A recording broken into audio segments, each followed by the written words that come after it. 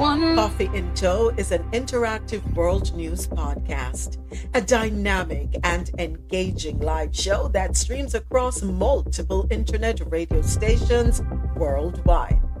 This podcast brings you real time news updates, in depth analysis, and interactive discussions on global events, making you a part of the conversation no matter where you are. With a diverse range of expert guests and listener participation, it's your go to source for staying informed and connected to the world. Coffee in Tow is brought to you in part by Lormel Skin Food. Log on to lormelskinfood.com. Discover the range of natural skincare solutions. Indulge in the radiance of natural and organic beauty with the best natural and organic soap bars, whipped soaps, body butters, and oils. All 100% natural products. Lormel Skin Food for a natural, beautiful you. The world's best coffee from our farms to your cup. It's Grand Coffee House.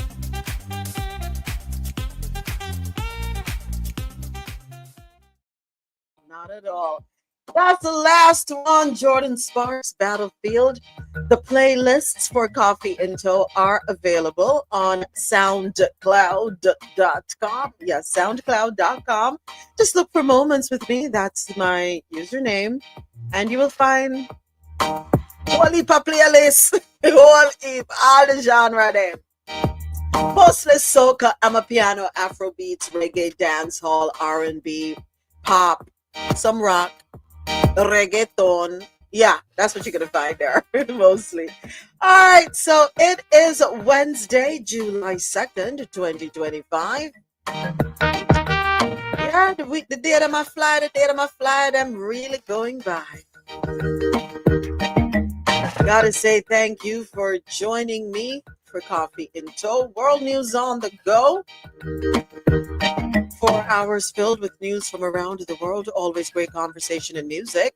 Coffee in Tow streams live weekdays starting at 9 a.m. Eastern on QMZRadio.com for quality music while you work or play. Keep it logged on to www.qmzradio.com for that good music to get you through your day. Also brought to you in part, also streaming live on JanoRadio.com, your non-stop party vibe station. Download the Jano Radio app. It's available in your Apple and Google Play stores. Jano Radio, take us on the go. Too many scripts in my head, right? And you can listen live on madmusichouse.com. Any genre, anytime. Coffee in Tow is brought to you in part by Lormel Skin Food for a natural, beautiful you. Visit www.lormelskinfood.com. And also brought to you in part by Grand Coffee House. Enjoy 20% off all coffee products. Shop today at www.grandcoffeehouse.com. From our farms to your cups. And we are live on TikTok at 9:15. That's when we get the party started. And 9:35 live on YouTube. If you're not yet a subscriber on our YouTube channel, stop what you're doing. Stop. Just stop. Please stop. Go to YouTube. If you're listening online, head on over to YouTube. Or, you know what? I made it real easy for you. You can go to the website www.coffeeintow.com. You're going to go there, and then you go across the top or scroll down from the menu to where it says contact us. And there you will see the links to follow us, right? So you can subscribe to our YouTube channel. It's absolutely free to subscribe. And there too, if you want to catch up on past episodes, we have them all posted there. When you go to the YouTube channel, you can just go to podcasts and they are all there for you, right? You just hit play and they will just keep going for you. And then you can follow us on TikTok. And I invite you also to become a subscriber on TikTok for exclusive content coming soon and very, very soon. All right. And if you're on TikTok, the link for the YouTube channel is in the bio. So go ahead and, hit that and then hit that and then come back. All right. Happy Wednesday. Alexia. Morning. Wagwanda nga yard. Oh, yard stay. Oh, it stay on the rock. Where's Alexia? Alexa going coming to the people then VVIP and not ready to talk. Kirk, what's good? What's popping? How you doing? Good morning, good morning, good morning. Welcome to Coffee in Tow.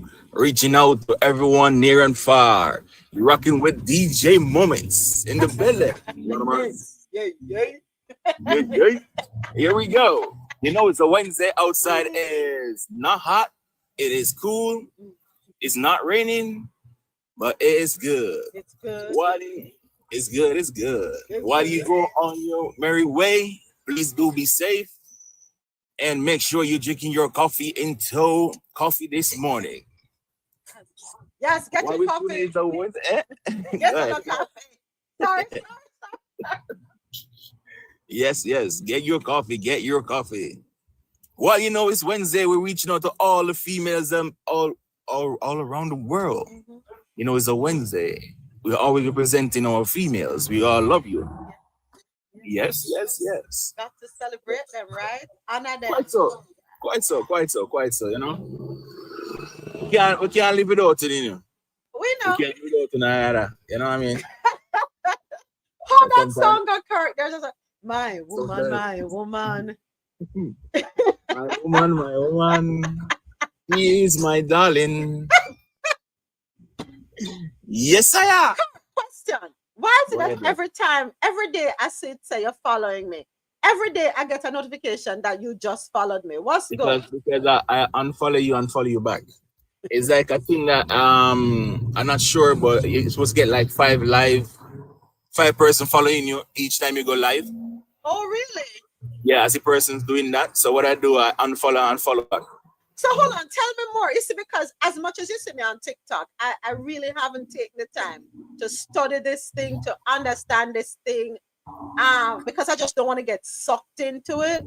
So tell me more about that. When you unfollow and follow back the people, then what I do? I should be honest with you. If you don't want to get sucked in it, stick to what you know for now. Because if you get to know more and more, you're going to get drawn in and you're going to be like some other people. Oh, I got to get ranking. And then you lose track of what you're doing on the radio station because everybody like to listen Coffee in Tow.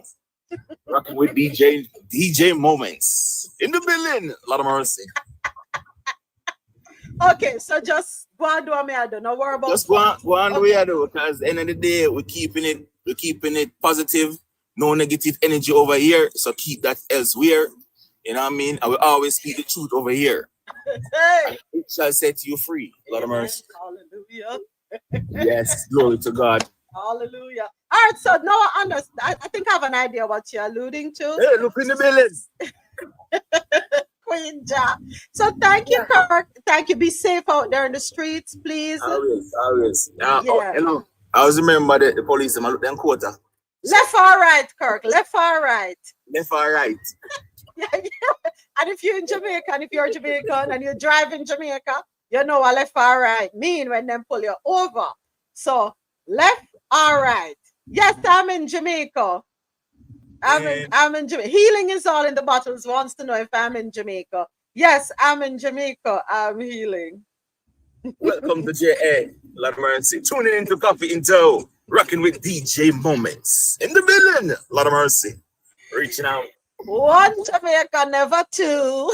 Never two. Bleed. Black, gold, and green. Yeah, right, true. Hardships there are, but the land is green and the sun shineth.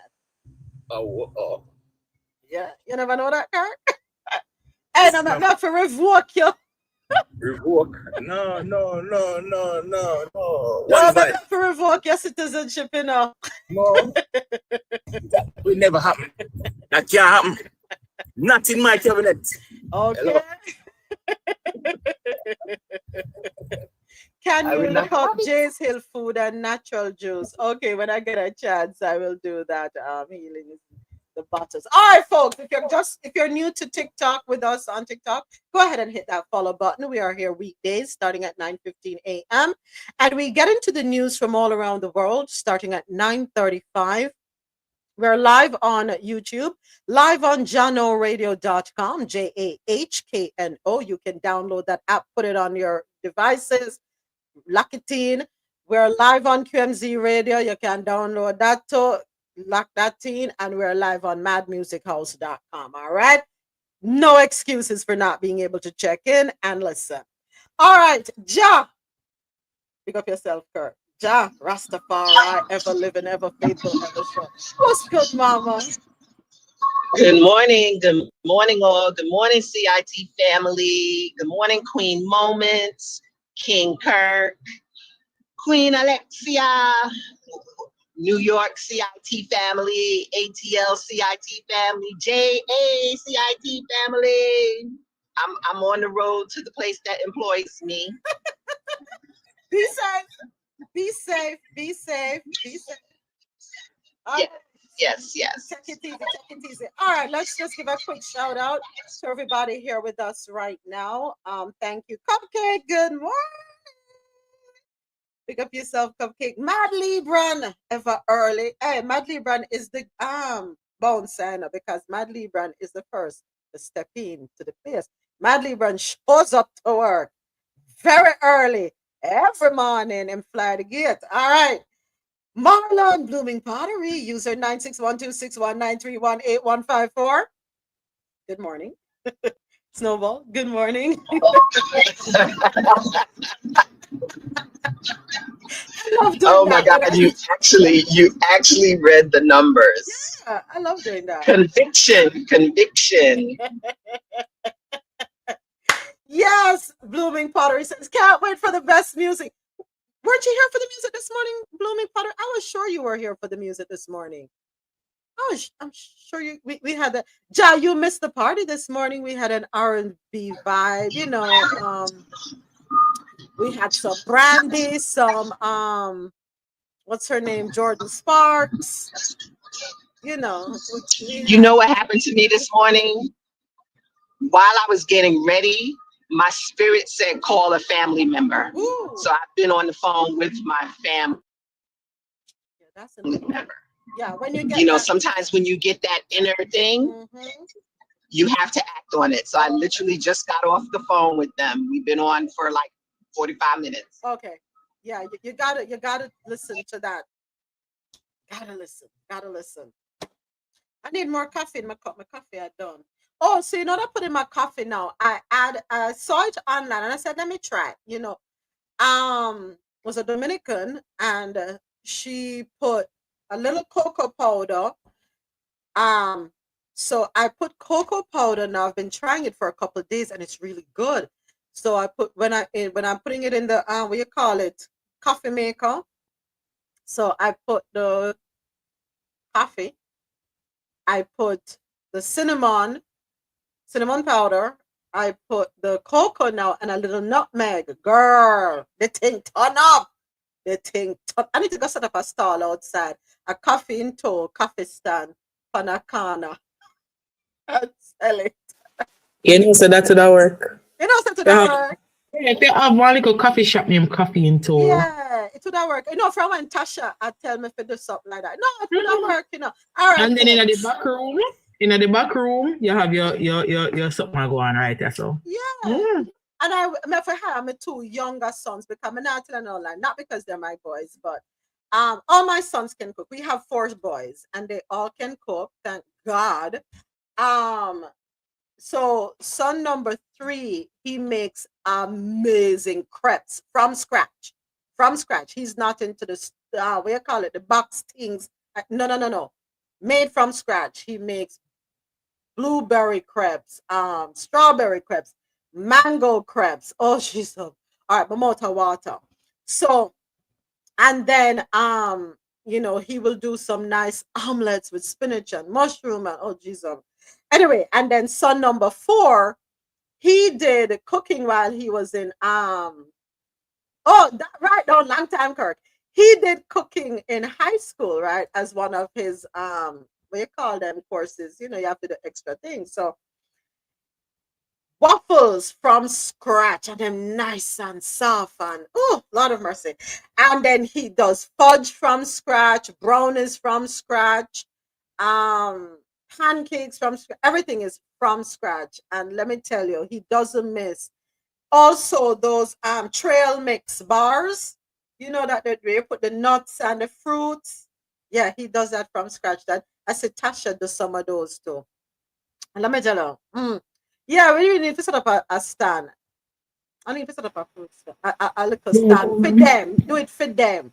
But always I wonder, no, why you behave so? How me behave? What me do? Well, no, wait, no. Let me explain. Me always just say why moments. You know, some moments of one little entitlement, bougie type of behavior when she ready. And me ever see it in a video, them and I say, me not understand. But the girl don't hurt. The girl don't to hurt. But me realize something spoil. It's spoil. You're in our house with 5 man, a spoil. You're the only female in there. Ain't nothing wrong with that. Ain't nothing wrong with that. Me not say nothing wrong in a job, but then me just get it. So 5 man she in her house with and she ever get her way with the 5 You're, man. you're late. You're late. I said, son, you know, I say I wasn't paying attention that it was 4 guys. She not have no female in there as competition. No little dog. If she even get a dog, me no say dog not go female. I go male. Because our No, two dogs were male dogs. Yeah. But I play that.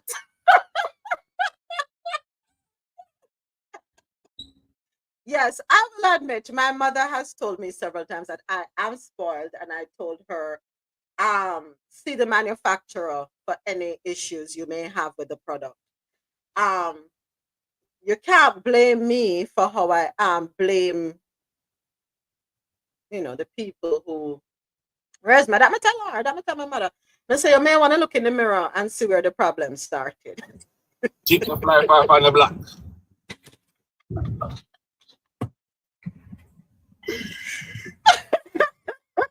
So yes, I'm going to admit I'm spoiled. I'm the only girl.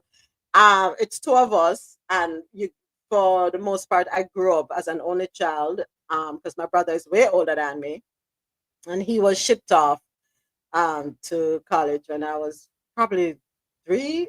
Yeah, I was probably about 3, going on 4 when he was shipped off to college. So yeah, I mean, I grew up as an only child, but I'm not an only child. And then Rosolo was with us for a little bit, but yeah, for the most part, I mean, I hold it on.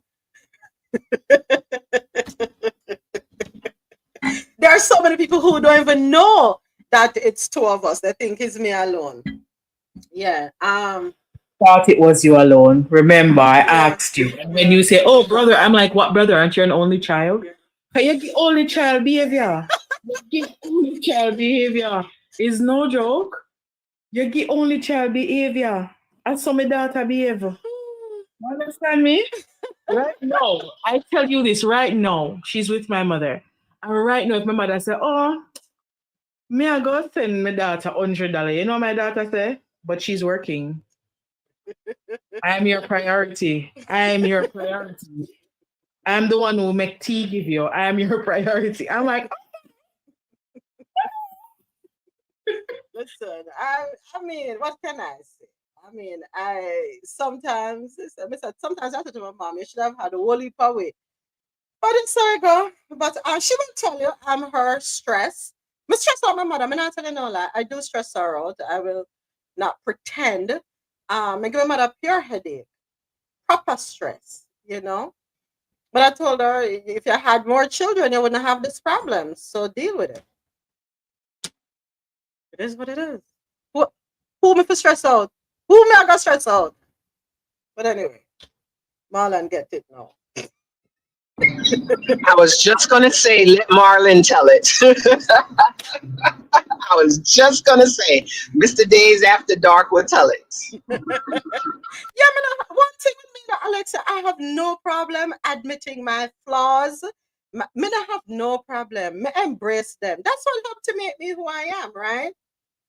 And I will admit there are some flaws that I tried to work on. There are some that I have changed, and there are others that I'm not changing. I'm not change because I don't go through life. Yeah, I go through life like this. That's how I go. All right, folks. Hold on there. Who missing? Who missing? Who missing? Who me missing, Ja? Who we missing? Who we are miss? I never know who. Oh, the crew not coming. Ozzy, yeah, the crew. Ozzy, Mr. President, Bro. Ro, Geely, Tasha. Hey, you see me I sweat like nothing? Marlon will tell you I'm a sin them why me I sweat so much. My God. The man was said to don't feel ask me to tell you. He said you sin them. You have so much sin in you to come out. That's Where's Marlon? Where's Marlon? he's in the audience below, but he's supposed to be sleeping. Oh my God. Yeah, he will tell you. No, he not gonna put him out of ground and talk. He will tell you, say you sin them, man, or sin them. No worry about her, or sin them. Moments remind me of your month. Which month? September. Which September. part in September? The third. I'm a Virgo through and through. She's a Virgo. Hey, Ja, my brother, my one and only brother is a Virgo. Ain't petty, you know? God.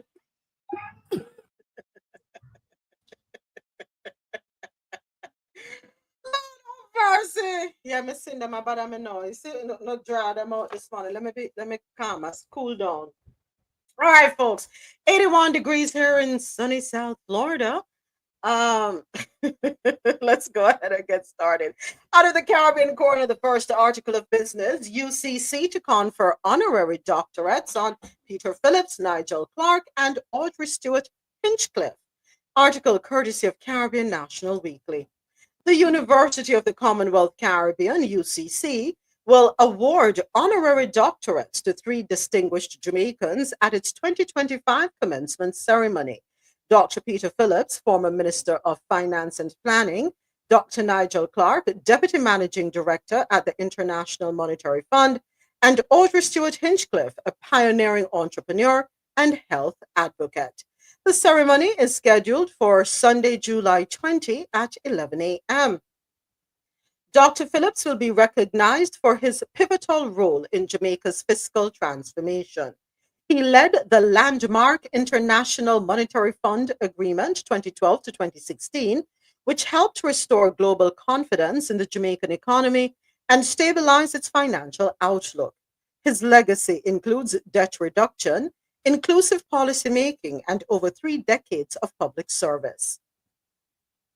The IMF really, do we understand how the IMF works? And then we're going to celebrate him because he led the landmark International Monetary Fund Agreement 2012 to 2016, which helped to restore global confidence in the Jamaican economy, which helped to put us in debt even more, why our dollar cannot go down.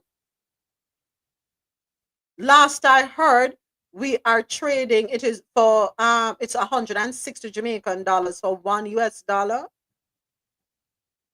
So how are we good? Why are we celebrating? Honestly, I don't have an understanding of how the IMF works, and that every time you take a loan from the International Monetary Fund, it affects us, the people. Am I missing something here? We talk about the International Monetary Fund, but I guess, yeah, you did. Good morning, Mr. President. Welcome. All right. Dr. Clark's contributions to Jamaica's economic reform will also be honored. A Rhodes Scholar and economist, Clark has led a series of transformative initiatives, including the independence of the central bank, the creation of an independent fiscal agency, tax policy overhaul, and strengthened public sector management. I will give it to him now, but here one now, Mr. Clark, Dr. Clark. You left the people them and some audit never do. For how many years, John, we had a thing of 10 years of no audit, including... Wasn't it 15? Oh, that was the other one. No, his was 10. 10? Yeah, Oh, Minister okay. of Finance was 10. Oh, okay. So, I mean, No. The Ministry of Finance was something like 2.5 or so. There was agencies up to 10 years, but the finance was the most current, and I think it's about 2 years okay. behind or something like that. Thank you. Thank you. See, my memory chips. Thank you, Jack. Thank you, Mr. President. Yeah, it ain't too far off. It's so many. So many discrepancies, quite frankly, right? Wasn't he the one in at the time prior to Favor going in, getting the position with wasn't he the one at the helm when we heard about the $3 trillion that was unaudited, not unaccounted for, but No, that unaudited? happened shortly after he left. And but But he it did a good happened while job. he was there, Mr. President. It's possible, but he did a good job getting the politician race. So of course you have to honor that. That's a big accomplishment. Yeah, but I think it was a brilliant accomplishment given the climate at the time, and actually get Jamaicans to just accept that. I think is great. Either that, or it showed that Jamaicans did their back is louder than the bite. Because I didn't expect politicians getting 200-300% to fly, and the governor general who just there sitting getting fat on taxpayers' money, getting 300%. double 300% increase, and Jamaicans ain't say nothing. And yet still we're looking at, no wonder we can be a signatory to the CCG. Well, one big bag of food. Want to become a republic and still want to hold on to the Queen Frogtail, the King Frogtail. Did you really just put King Charles III in a dress? Yeah. So I quite when people are have these accolades or whatever bestowed upon them, these honors and stuff bestowed upon them. We really have to take a step back, and not be blinded by the glitter ball. And we tend to be easily impressed because people have the alphabet behind them or in front of them.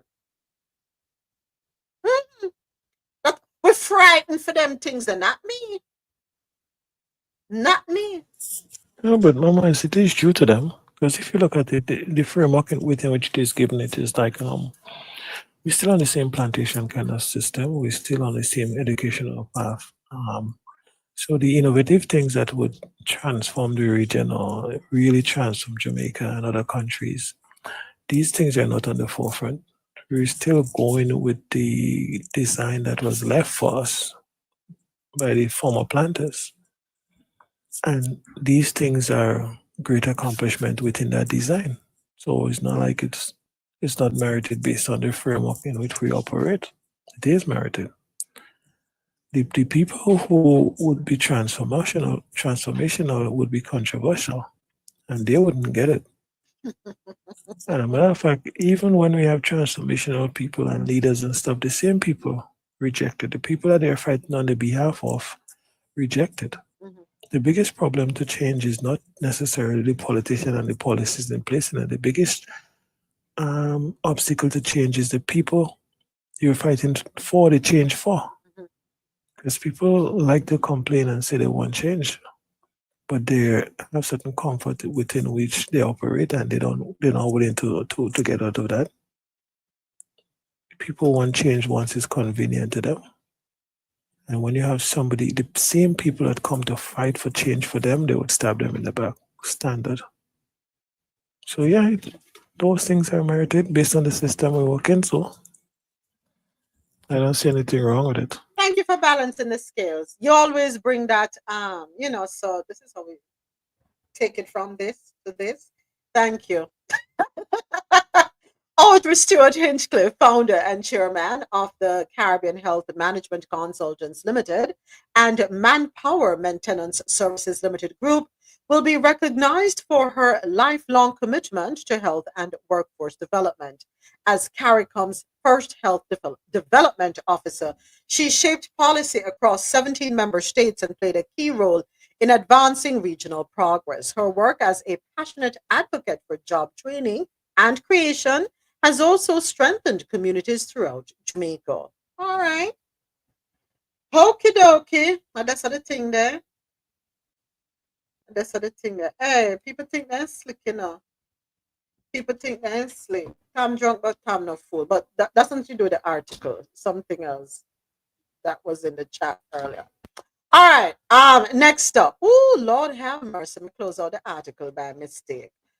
Give me 1 second. Let me go ahead and reopen the article. Barbados Prime Minister Mia Mottley named recipient of the Winnie Mandela Humanitarian Award. Hey, go, go, go, girl.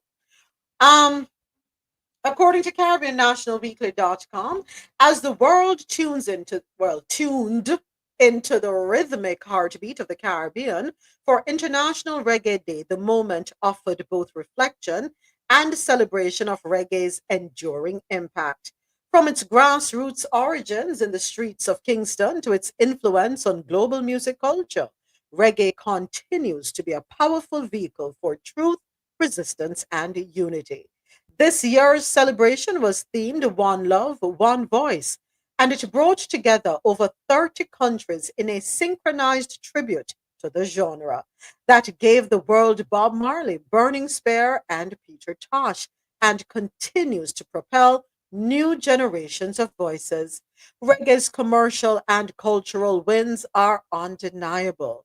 In recent years, Jamaican artists like Coffee and Protege have earned Grammy nods and critical acclaim, while Shaggy, Sean Paul, and Damian Marley remain global ambassadors for the genre. Streaming numbers for reggae and dancehall continue to rise, with millions of listeners engaging daily across Spotify, Apple Music, and YouTube, affirming reggae's commercial viability and cultural relevance. Beyond entertainment, reggae has always stood as a rallying cry for justice. And this year, International Reggae Day underscored that connection with a historic announcement. The 2025 Winnie Mandela Humanitarian Award, presented by the July 1 International Reggae Day organization, has been bestowed upon the Honorable Mia Mottley, Prime Minister of Barbados. The award recognizes individuals whose life's work reflects the core reggae values of love, justice, and truth. Prime Minister Mottley's bold and unapologetic leadership on the climate crisis, especially her advocacy for small island developing states, has elevated her to the global stage as a champion for the vulnerable. In her official acceptance message, Prime Minister Motley expressed gratitude and pride, saying, I am happy to be a recipient this year of the Winnie Mandela Humanitarian Award for the July 1 International Reggae Day organization in recognition of my work and that of many others who work for me for climate justice. All right. Lord Jesus, Dr. Shanaba, that you're coming at the place with brighter early night morning, yeah. You're coming at the place to come disrupt with this morning. Eh? Nah, man. Make we drink a cup of coffee and burp 2 times and all these Listen, things. Jeez, Sam. I know I'm here laying down, Hold on. and somebody sent me a message that the verdict was reached. Hold So me I just there. turned to CNN. So I guess it's on the last, yeah, on all counts. Find him guilty. Oh, we don't know yet. It hasn't been read. Okay. So, all right. So, give me the alert when them must sit down. Okay. You better pick coffee down. My nerve lost. In the voice of Dan, my nerve lost. Um, what's up, Dre? Morning, morning, morning. All right. Yeah. So, congratulations, Prime Minister, the Honorable Mia Amor Mottley. All right. Next up, where are we going next? Where are we touching down next? Guadeloupe. We haven't heard any news out of Guadeloupe for a long time. How many people live in Guadeloupe? You know, some are gonna mess around. By the way, I would like y'all to leave St. Lucia alone. St. Lucia has over 100,000 people. Do not mess with St. Lucia. If you mess with St. Lucia, you're messing with me. So,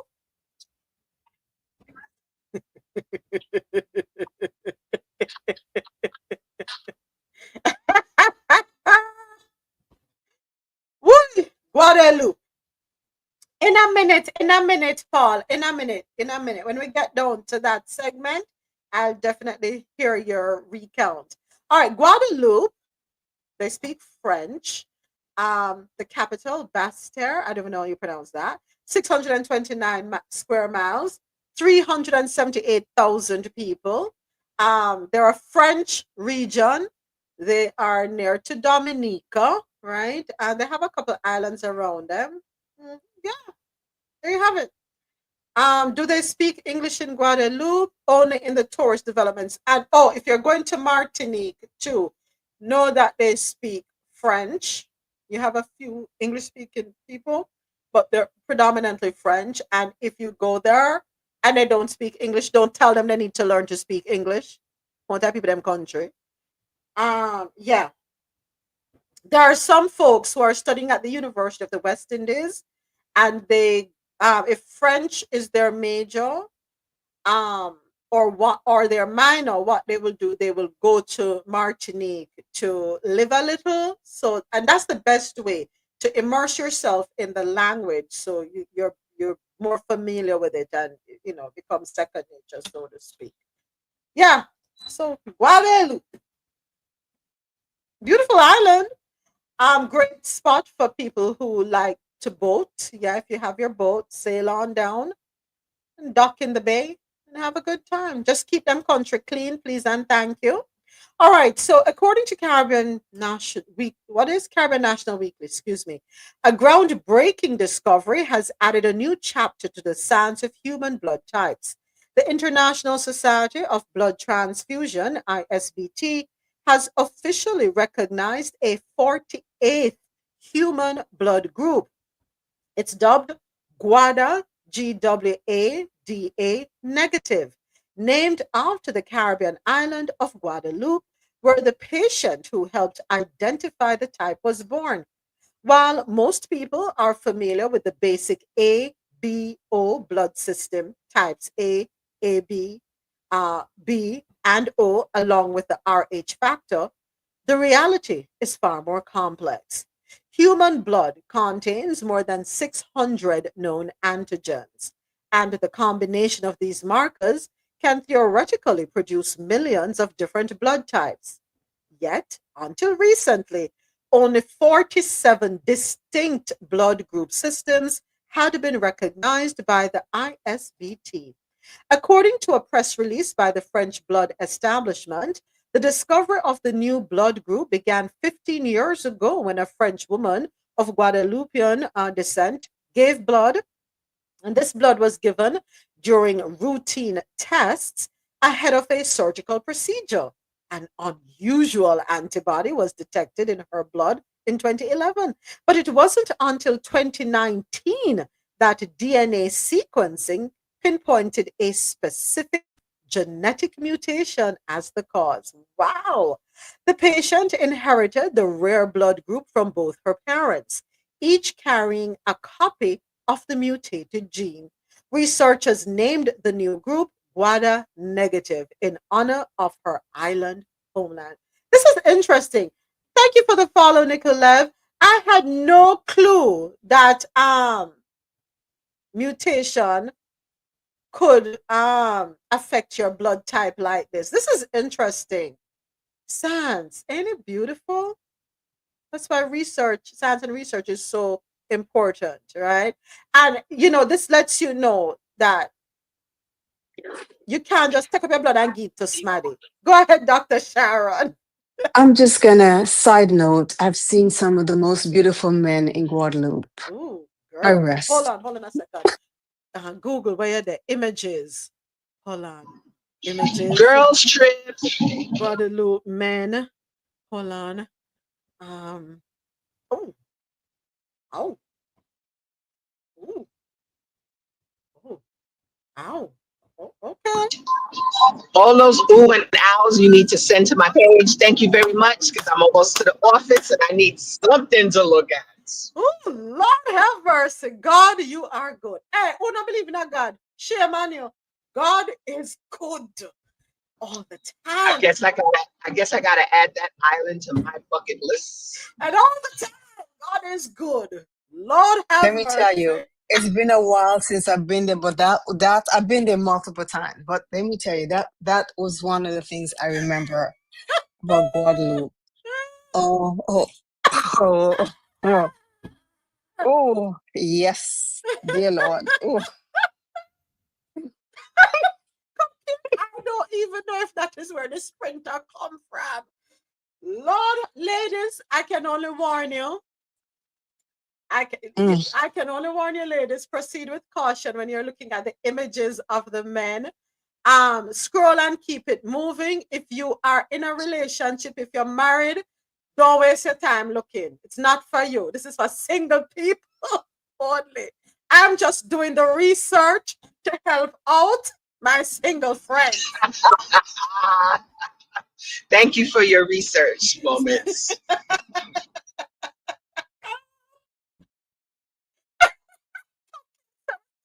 I can't. For real, Lord have mercy. Did them? What you murder? No, them. Mm-mm-mm. What? they're real. They're real.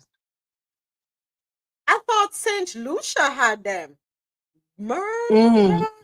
I've never been to St. Lucia, but I've been to Guadeloupe multiple times. And when I tell you, oh, Blows and skirts. mm, Yes, I can tell you about St. Lucia. Mm. Yeah. What you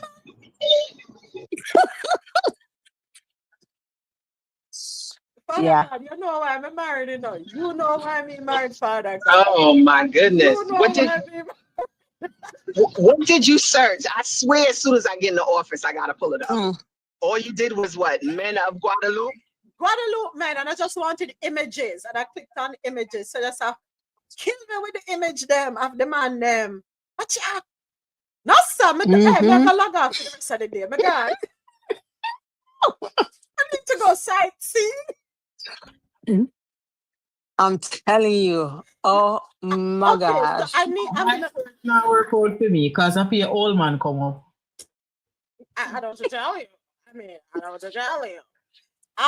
Okay, so here's what I'm going to do. I'm going to go visit Guadeloupe and I'm going to learn more about Guadeloupe so I can become an effective tour guide for and an organized single ladies trip. So I know exactly where to take y'all. Jeez, what as I said, brethrens, the woman them nice in Guadeloupe and Martinique. As we ain't talking about, we're not talking about that, you know. We're not talking about that, you know. We're not, so step aside with that, Ozzy. Pause, Ozzy. Pause. See, Pause, Ozzy. yeah. I look like them can't catch fish with them hand to blouse and skirt. Them know for fish down there. So, so ladies, they will feed you, right? They're not only nice to look at, but apparently they know how to take care of your toe. So single ladies, no matter worry about going to Europe and them place there, the Eastern Caribbean islands. Now make them open their mouth. Don't with But the I French. was. Oh Oh my my, God. oh Lord have mercy. Where you say, Dr. Sharon, don't make them do what? Open their mouth with They the will sweep French. you off your feet. Yes. And I will just, if I were single, listen to me carefully. I'd be like, voulez-vous coucher avec Mm-hmm. moi? It is a sight to behold. Moments. Let's stop. Okay. Because there's a certain group of women that go to JA and they taking a JA men. We don't want them to go to Guadeloupe. So let's stop right now. No, Okay. here's the thing. Just, yeah. I don't think they're gonna go. And from what I'm seeing, there's a lot of mixing. So yeah, a lot of racial ambiguity. So they don't want that. The ones that go to Jamaica want those who have more um African features. You know what I mean? You know, they want the melanin rich, the ones that go to Jamaica. But the images I'm seeing here, they have a nice variation. Oh Lord. Yes, ladies. Go feast your eyes. Give me the link, please, because my Google not working with me. I'm not help you. I'm not helping nobody commit no sin in thought, word, and deed. Oh, Remember, saying I single people I do the research for. so just go to Google, click images, and then type in Guadeloupe. Man, I know they're right there, so. Let me send you a couple pictures for help you out. All right. All right. So rare blood type. Interesting. Interesting what you can learn about SANS. Yeah. Discovering new blood groups means offering patients with rare blood a better level of care. Which one is universal again? Which blood type is universal again? No. Universal donor Yeah. is O negative. O negative. Yeah. Mm-hmm. Yeah. Thank you. Thank you. Thank you. No, as the sheet, this that you see on me is Tasha's products, Lormel Skin Food. Yeah. The Goddess Glow Body Oil. That's the one I have on this morning. Yeah. And then the shine on my face, that's my eczema ointment. That's courtesy of Tasha as well. Lormel Skin Food. Yeah. Yeah. No, man, I'm not sweat yet. All right, folks. Let's keep it moving. Come on, five people then page. Because now have me hung up right there, so we have enough things to talk about. All right, let's hop on over to Jamaica. Big news, big things are going over there. So the government of Jamaica will not renew the JPS license. This article, courtesy of Nationwide Radio, JM. And we do have a sound bite, so let me go ahead and pull that up. The government of Jamaica will not renew the license of the Jamaica Public Service, JPS. That is set to expire on the 8th of July, 2027. The announcement was made in a press conference by the Minister of Energy, Darrell Vaz. Let's take a listen. I wish to advise the country that this morning, in my capacity as Energy Minister, I wrote the Jamaica Public Service Company and gave formal notice of the government's intention upon expiration of the current All Island license not to renew under existing terms. My letter to the JPS was written pursuant to condition 27 of the license, which provides the government of Jamaica to acquire the licensed business at the expiration of the terms of the license. That expiration date is July 8th, 2027. Darrell Vaz, Energy Minister. Minister Vaz says there will be no disruption to service delivery due to the move of the government. Minister Vaz says the government will not take charge of the JPS. Instead, he says the government will start negotiations with other companies. Discussions around a new license started to crop up late last year, with the opposition People's National Party repeatedly pressing the government to begin a fresh round of negotiations. Vaz, for his part, has stressed that he'll be pushing to get the best possible deal for the people of Jamaica, especially after several areas of the country were forced to operate without electricity following the passage of Hurricane Beryl in 2024. The government of Jamaica owns 19% of JPS. Japanese company Marubeni Corporation and South Korean company Korea East-West Power Company own 40% each. On the heels of that article, Vaz highlights flaws on the current JPS license. This article also courtesy of Nationwide Radio. Highlight bills and the lack of opportunities for renewable energy. Those are two of the key factors that influenced the government's decision not to renew its license with the Jamaica Public Service Company. Energy Minister Darrell Vaz made the announcement at a media briefing at the office of the Prime Minister on Tuesday morning. Here is Mahira Stewart with more in this report. The JPS's existing license with the government expires in 2 years on July 8, 2027. However, Energy Minister Darrell Vaz has made it clear that come that day, the government intends to sign a new agreement that reflects its vision of lower and more reliable energy for Jamaica.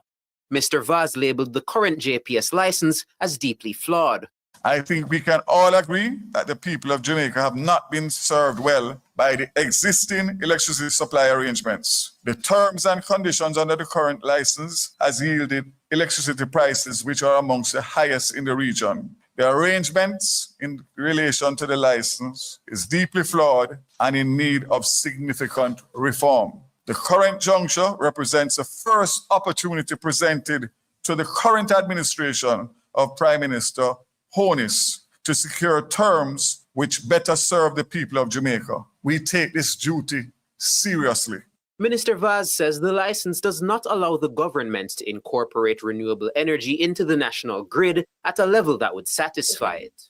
The development where the government of Jamaica has essentially formally notified the JPS of its intention to, at the expiration of the current license, not pursue renewal under existing terms, has come in the context of developments in the wider electricity sector where there has been a significant global reduction in the cost of renewables.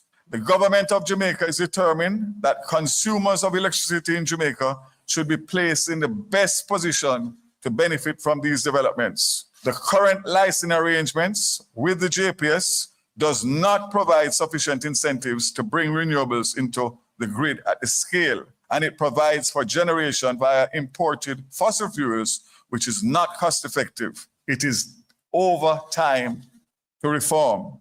He further notes that whichever company the government chooses for 2027 onward, be it JPS or a new one, that license will result in more affordable electricity costs for Jamaicans.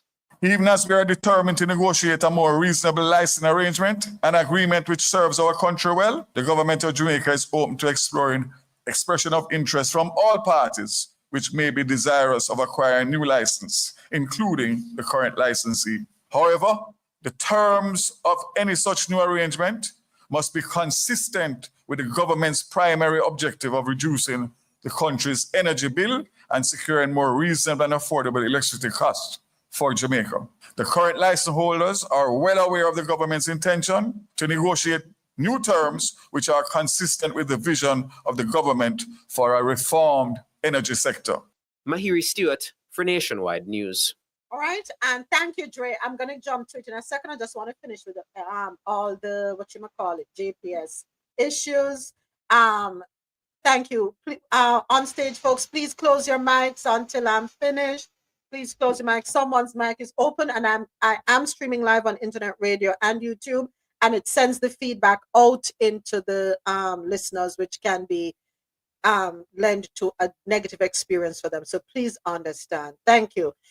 Next up, JPS concerned at decision not to renew current license. This article also courtesy of nationwideradio.com. The Jamaica Public Service Company, JPS, is expressing concern about the government's announcement that it will not renew the company's license under the existing terms. President and CEO of the JPS, Hugh Grant, says the development has several implications for the energy sector and for the country in general. The company confirmed that it's in receipt of a formal notification from the government, indicating its intention of acquiring the licensed business at the expiration of the term of the license on July 8, 2027. Mr. Grant says the JPS leadership, shareholders, and legal teams will review the implications while engaging key stakeholders. He says, regardless of the path forward, customers can be assured that JPS remains steadfast in its commitment to deliver safe, reliable, resilient, and cost-effective electricity service to the nation. All right, that is it for the oh, and we have one more, I believe, here. Yeah, a look at the JPS license. So let's break down this one. Let's listen to this one, and then we can get into a conversation about it. This article is also courtesy of the of Nationwide Radio JM. Today's announcement that the government, or yesterday's announcement that the government will not renew the JPS license has sparked debate across the country's domestic and productive sectors. But what exactly empowers the energy minister to make such a bold move to end the license held by the country's light and power monopoly? The answer is found in the JPS electricity license of 2016. Ricardo Brooks has been reading the license. Let's take a listen. Tuesday's announcement by Energy Minister Darrell Vaz is guided by Condition 27 of the JPS license of 2016. The license is set to expire on July 8, 2027. Condition 27 of the license deals with the acquisition of the JPS's service. It empowers the government to take control of the service at the expiration of the license. While the government has indicated that it does not intend to actually run JPS, the government is required to pay JPS a fair market price of an ongoing business concern if it does not renew the license. The license says JPS should be paid for all lands, building, works, materials, plant, and property of all kinds whatsoever. That fair market price must be determined by an independent, mutually agreed team of valuators. Industry experts say that valuation could run into billions of dollars. In 2012, the JPS was valued at $371 million US, or just over 32 billion Jamaican dollars. Its total assets are believed to exceed 90 billion Jamaican dollars. Marubeni Corporation of Japan and Korea East-West Power (EWP) jointly own 80% of shares in JPS. The Jamaican government and a small group of shareholders own the remaining shares. Former JPS CEO Kelly Tomlin had insisted that if the government intended to break the JPS's monopoly, it must buy out the majority shareholders. JPS was first granted an all-island license in the 1960s. That made the company the sole distributor of electricity for Jamaica. The government of Jamaica would eventually take over the private company and gain a controlling interest. JPS was given a 20-year exclusive license by the government in 2001.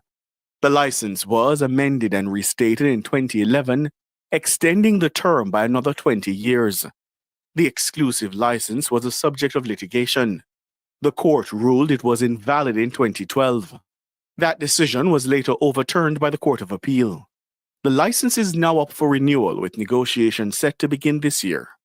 The government is indicating that it intends to start these negotiations from a position of strength and has indicated it is welcoming explorations of interest from all parties who may want the new license.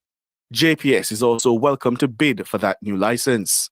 The government says these negotiations must be consistent with reducing the country's energy bill and securing more reasonable and affordable electricity costs for Jamaicans.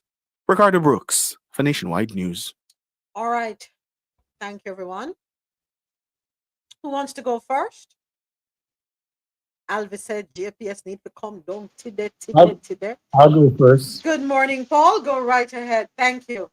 So this ties into my previous career while I was in the Navy. I was an electrician in the Navy and an aircraft carrier. So three things: power generation, power distribution, and power consumption across the island.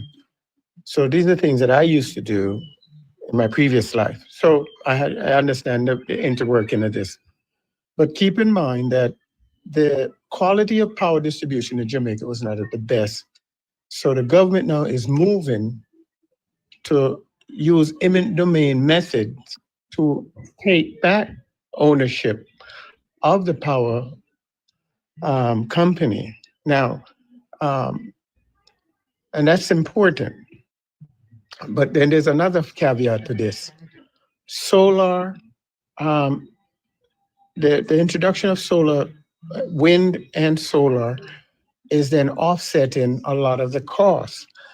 So now, if Jamaica go to 100% wind generation, 100% solar generation, that will offset the fuel fossil generation method. And this is where the competition comes in. But they didn't mention reimbursables for those individuals. If you have a solar on your property, and then you sell electricity back to the grid, are you going to be compensated? They didn't mention that because I think they alluded that they don't do that on the island, which is very concerning. Because if you're making electricity at your home, you could sell unused electricity to the grid at the same cost they're giving you, which offset your monthly bill.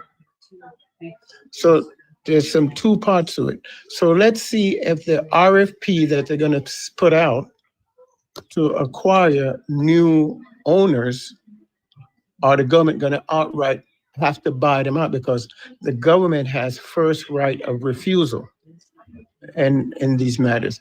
Keep in mind, there was a book that I read when I was younger and studying, Padilla Proposal, and it basically said, he who controls the resources, the natural resources, control the government. So the government now is moving to take back control, 100% control of its natural resources. And I yield the rest of my time. All right, thank you so much. Paul, go right ahead, Alvi. You guys are hearing me well? Yeah, man, loud and clear. Good morning, everyone. At JPS Becombo. JPS Yes, from 9 o'clock last night. From 9 o'clock last night, I haven't gotten any lights until 8 o'clock this morning. And if it come down, you guys don't need your license to be renewed. No. Solar is the way to go, people. Solar. And I should have known JPS is garbage from the burial situation when I stayed 4 days without light. And JPS said to us that they were prepared for the storm. And people went more than 4 days. Some people went a weeks, months without it, and we still got a bill. JPS, when they calm down.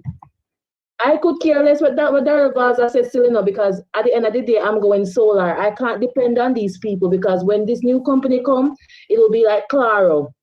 When Claro just came here, didn't give us 5 texts, 100 texts, and so forth. The competition was high, but as soon as Claro went, Digicel went back to their dirty ways. So guess what? But now depend on no electrical company to come right now. Solar is the way to go. And JPS, you guys deserve everything that is coming to you. 8 o'clock, me get back like this man on the careless. Talking about careless, Alvin, let us not ignore the power surges that damage people's electronics. Fridge, freezer, televisions, even what you call them boxes there, for your Wi-Fi. JPS, always so serious. What? That TV we have to change up. No, man, I think go easy on JPS, man. It's not JPS fault. First of all, the government only retained 20% of the company, right? From what they said in the clip. The government is on the board. They made the contracts. They could hold JPS to the contracts. If JPS is breaching the contracts, they could have just rescinded the contracts, all right? They have not done that. I disagree with Paul when he says the government is using eminent domain to get back ownership. The government is not using eminent domain. From my understanding, is that the contract would be up, and they're doing another bid for the contract, which JPS could win that bid again, regardless. It's just that the government don't like the terms and conditions of the contract, the current contract. They says, and they're looking for other people. So the government is not looking to take on more responsibility. They're not even talking about increasing the number of shares they have or the percentage of shares they have in the company. They're just hoping to sign a better deal with somebody else to come in, and somebody else or with JPS on different terms and conditions. That's how it seems to me. But to me, when it comes to things like electricity, I think it should be nationalized. Electricity, water, healthcare should be nationalized so that people could get the best possible care. Yeah.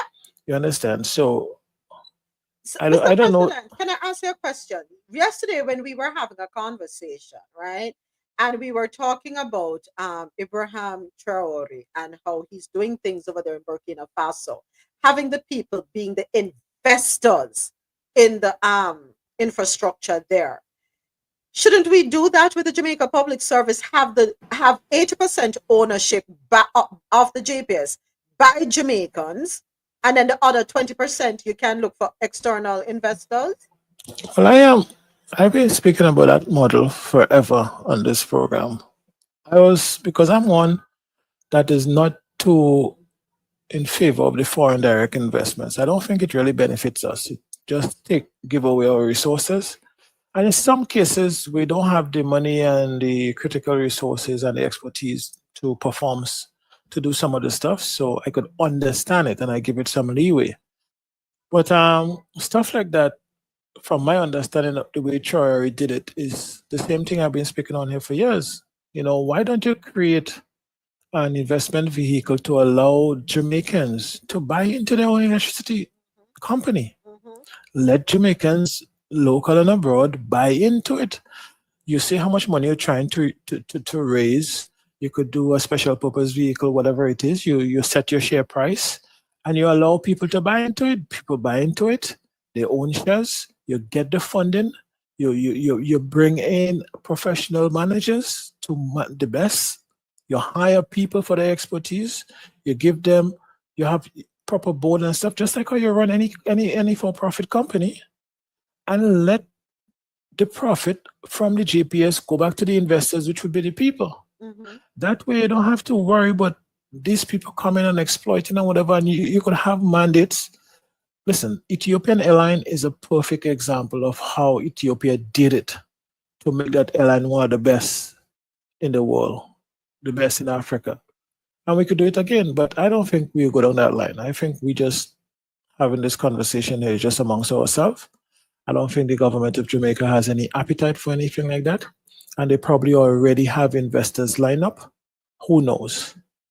For that. And what will happen is, yeah, it might improve initially, and then they get comfortable again, and you go back to the same position. But we have to stop allowing young politicians to sign contracts on our behalf. They go to these elaborate parties and stuff, and they go to this stuff, they get drunk, and they sign these contracts. That's the only explanation you could give from some of the hideous contracts that these politicians does sign. That, and secondly, most of them probably don't even read the contracts properly, and they don't take the signing of contracts seriously enough. Because when you look at the amount of poor contracts we have in developing countries, it cannot be that we are reading these contracts and understanding the implications of the contracts.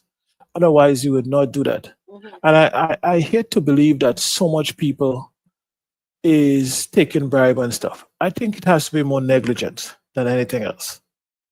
And the thing is, you sign contracts. The contracts are not public a lot of the times. So by the time it gets to the public is when it adversely affects them already. Mhm. Maybe we should make contracts public or something like that. I don't know. I strongly believe that Jamaicans should own Jamaica Public Service. How on God's earth can two companies way around the other side of the world have 80% ownership? Everything in Jamaica is It wouldn't happen, moments. It wouldn't happen. I'm telling you, the mindset of our politicians is this is what was handed down to us. You get investors. You know, we don't even think that we can invest in ourselves. Every time in the minds of most Caribbean people, for instance, right? Investors mean foreign people coming in to bring money to buy up whatever. We don't see investment as something that could be done locally. That word investment has a foreign connotation attached to it automatically. That's just how I see it. oh, God help us. God help us. We have to let go of that mindset. Jamaicans, I'm sure, whether in Jamaica or outside of Jamaica, I'm sure would be happy to own a part of the Jamaica Public Service. I would happily buy shares in the Jamaica Public Service. Sell one have to sell and go own 2 shares. There Can is I get a rebuttal? yes, go ahead, Paul. Yes. When I spoke about eminent domain, that's always in the reserve of a government to use at any time. That doesn't mean they're going to exercise that. The government has first right of refusal. That's another tool. So now that they're entertaining to sell off, because they said if they don't renew the contract, the government has to buy out the existing contract, which is owned by Korea or China. Marubeni Corporation of Japan and Korea East West Power. Right. So they have to buy them out. In order to buy them out, you have to assess the value of all the resources that they have, to which the government say, okay, we're going to buy you out, get them off the table, and then rebid it out again on an RFP. Now, the Jamaicans should nationalize its resources rather than privatize it. What we have here is privatization. And then we're going to talk about the fuel that was oil that was discovered. So these are two things that's interconnected on the basis of privatization versus nationalization. Abraham Triway nationalized all its resources. Jamaica should look at that business model and nationalize all resources of the island so the people of Jamaica will benefit. And this is what's happening. However, we have a pirate mentality and we have influenced so many people. But watch out, never put some money in your pocket, just make modest bill pass for me. And the former gentleman, Mr. President, was correct in the statement that contracts are not normally open for review. However, when I did contract management for the city of Jacksonville, Florida, as long as it's registered within the city, you have access to go read the contract and its parts and pieces. So you should be able to see that. But the question is, does the average Jamaican know what's going on? No, they don't. We rely on the government. Now, and let's go back to the rudimentary of electricity in Jamaica. Electricity is in three classes: class 1, class 2, and class 3. Class 1 is the critical infrastructure. Hospital, class 1. That means the electricity that's coming through the line is in plus or minus 1% of its variation. That means they're getting pure electricity. They can't get disrupted. And other major infrastructure. You know, as a consumer, let's say you're class 3. If the demand is great, we don't need class 3 on the grid. They dump you, and that's load shedding. And they call that in back home rolling blackout.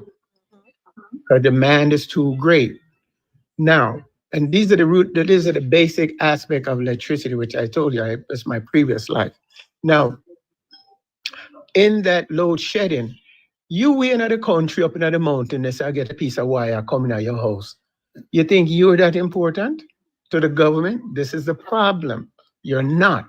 But if it's a nationalized grid, everybody's important.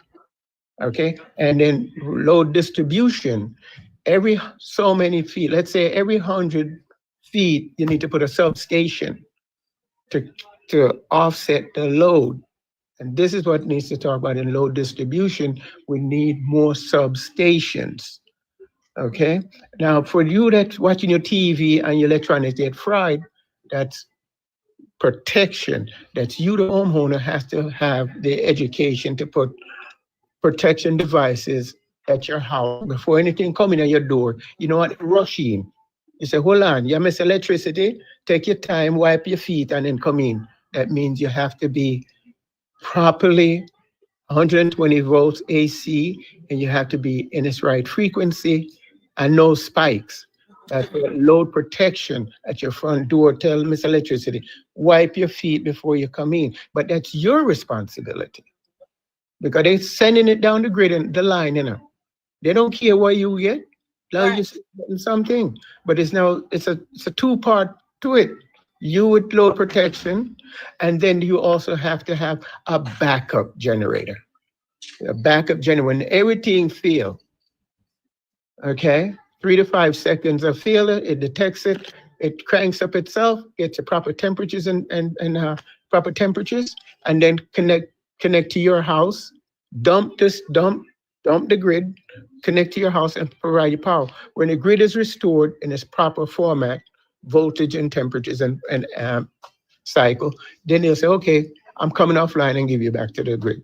So these are the things that that happened behind the scene.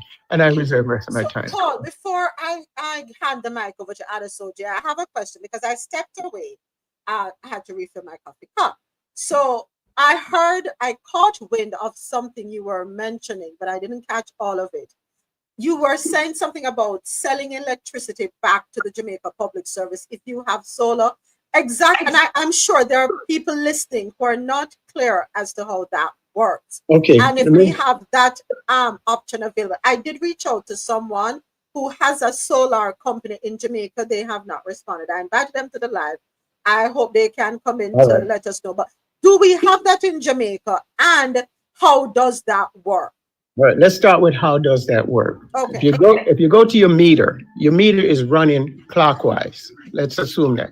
So your meter outside your house is running clockwise and you're consuming that. Okay. You have either solar or wind that's producing electricity. So you got to get a new meter. You have to upgrade your meter that goes both forward and backwards. And I'll explain that later. So your generator, your meter is going clockwise. You're now producing electricity in your house, but however, the unused portion of your generation of electricity, now you need to send it back to the grid. That's called a feedback. However, in order for it to feedback, your meter have to now go counterclockwise. So we have the concept now. So you're forcing the meter to go to counterclockwise. That means you're sending electricity to the grid. Now the grid consists of two power lines running over your house. Okay, one you pulling it down to come into your house for usage. That's clockwise. Now you're going to be sending electricity up to the grid. That's sending your meter to run counterclockwise at the same rate that you're being built coming in. You're selling going back. That offset your monthly bill. So now your bill goes to zero. And let's say you're selling more than you're pulling in. Guess what? Mr. Electricity has to pay you. But this is a provision of it that they don't give you. They don't offer that to you. You see the Allah? Okay? But and then we talked about the contract. It's not in the contract because if it was in the contract, it stipulates unused portion or anything sold back to the grid, we sell at this price. That has to spell out. And these are the things that we don't know as a lay person. Okay, now I'm in the field. Well, I used to be in my previous life. So now what we need to do as an individual, all of us need to go to solar. Now that costs for import and export. You tip into import and export. The government has to give you a credit, right? Remember that now here comes the embargo issue. Customs have to relax the rule to allow these components to come in at a lower cost to benefit the end user. Because now you go buy solar panels, you go buy solar wind, and customs say, well, a piece of equipment that open up. But the book that's opened up is called the Harmonized Schedule. It's a tariff book that I use because that's what I do now. I'm a custom officer. Open up the Harmonized Schedule. We have generator, how many kilowatts? And they bill you. So you're paying a custom duty clearance fee to buy a piece of equipment. That means you have to run the piece of equipment for so many years to get back your money. So here, if the government relaxes those import to come into Jamaica to reduce costs, again, the customer benefits. But because everybody have long belly, all right, we're not going to do that. And we have a pirate mentality and we're privatizing everything. Do you see it tips the hand of equality to one side? Because you, the common person, or the lay person, they assume you don't know. And they feed you anything they want to feed you. I'll reserve the rest of my time. Thank you. Thank you so much, Paul. I do appreciate, and I'm sure there are many of us who appreciate, many people listening, who, as you said, the lay person, we're just going about our business and we're not privy to the information. We don't do the research. And even when we do the research, it may be a little confusing for us, right? So I do appreciate your going in depth the way you did to explain it to us. Alvi said, I checked it. Check it out. It will run me about $500,000 to $800,000 for my house. And so that is to go completely off grid. Alvi.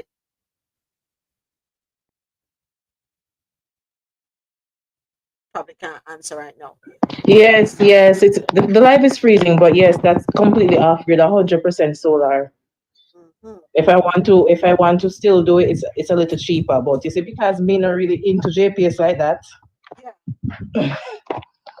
So that's what I'm thinking. That's what my family is thinking about, just going off grid.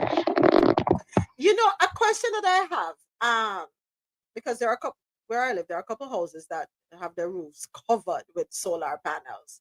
How long do solar panels last? Because if I'm going to invest $1 million into a solar system, I want to know how cost effective it is, meaning, am I going to get value for my money, right? $1 million Jamaican is no easy thing to take up.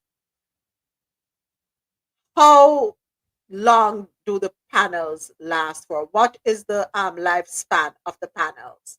How often will I have to change them out? What about the batteries? How long do those last?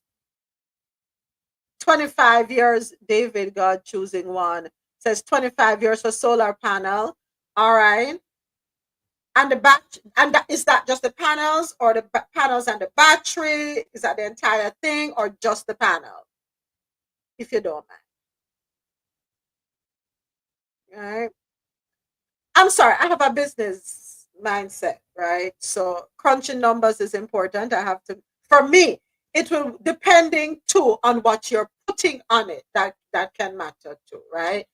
You have to take that into consideration to see what exactly you need. Some folks might want to do split, meaning they will keep certain things. Hi, Brenda, welcome. Meaning if you may want to put some things on solar and keep some things on the grid, right? So explore the options, folks. Crunch your numbers, see what makes sense. Some batteries, 2 to 10 years. Wow. And I guess I don't want to go too much in depth because that's going to be a whole other conversation, David. But thank you for that information. And so run the numbers, folks. There are solar energy companies in Jamaica. Whoops, I'm going to sneeze. Hold on. All right, it went back. So check with them, do your research, see what works best for you, right? Adasoji, you're next. Thank you for your patience. Okay. Yeah. Good afternoon. I caught the end of the stuff with regards to electricity. There's been electricity privatization in Jamaica, and there was a part where Paul mentioned it should be nationalized. Well, you can technically. There's nothing stopping you from doing that. But I can guarantee you one thing: if Jamaica were to do that, you know who will come hard on Jamaica? Dr. Nigel Clark will be the first person that will throw the book at you. Why? Because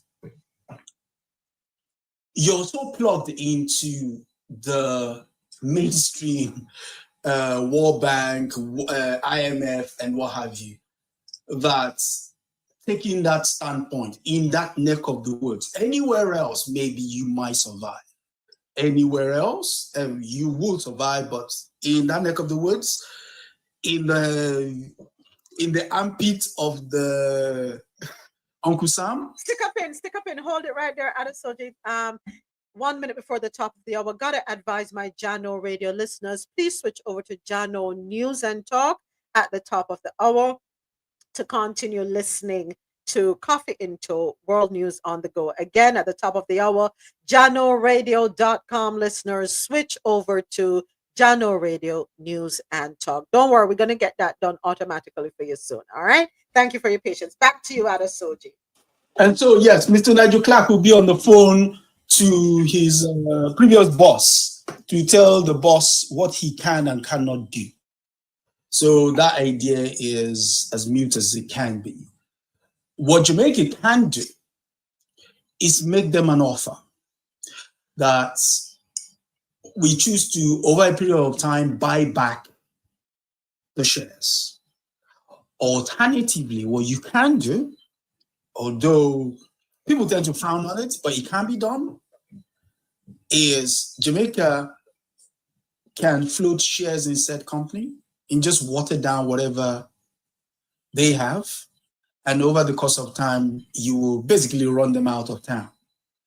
But again, if you do that, the likes of Dr. Nigel Clark would be on the phone or would be giving speeches somewhere and making an example of Jamaica, that Jamaica is the kind of examples you should not follow when it comes to privatization and capitalism, because that's what runs, that's the blood of the world. And I say all of that to say this. We can adopt models of the West, but we also have to bear in mind what works for us. There is no point people making money wherein the service they provide is horrible to begin with. So I would say the best way to go about it is to do the buyback. You do a compulsory buyback, you can buy it. Yes, it will be expensive initially, but in the long run, it will save Jamaica all of this headache. All right. Thank you for that, Adesoji. Give me 1 second here. James Russell, I'm gonna put you down for 1 second. And James. I was going to tell you that I was going to talk and then drop down to allow James. Oh, okay. All right. Go ahead, Alexia. Go ahead. Thank you. So Thank you. in terms of the solar thing, right? I did some research in last year and found that, because we're considering it as well, and a lot of people believed that you have to pay straight up upfront for your systems. That is true, but there are companies out here that do payment plans for the systems, right? So as to allow people to have the choice of going solar.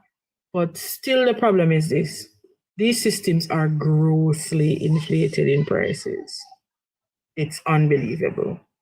Do you think that could have something to do with the customs part, to clear these things?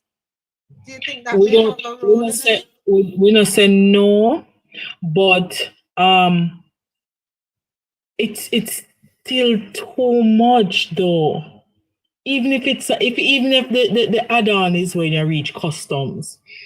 Because if you go online and say, all right, may I go buy one system straight out of China, can we say, for example, if you know how cheap it is, right?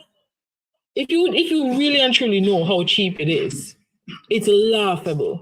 But when you're buying from a company here, it's like it's crazy. There was also an article that came where it was I think it was a father and son business that wanted to how would you call it now, to refurbish batteries. Instead of people always buying brand new batteries for their systems, is to refurbish the batteries. And there was a whole lot of red tape around their business. Them getting like literal roadblocks every time, stating that this isn't stable enough to be transported into the country. One thing after the other. And the man was like, but it gets transported into other countries, so why is it not stable to come here? And what I got from the article is there are arms of the government who are fighting solar energy.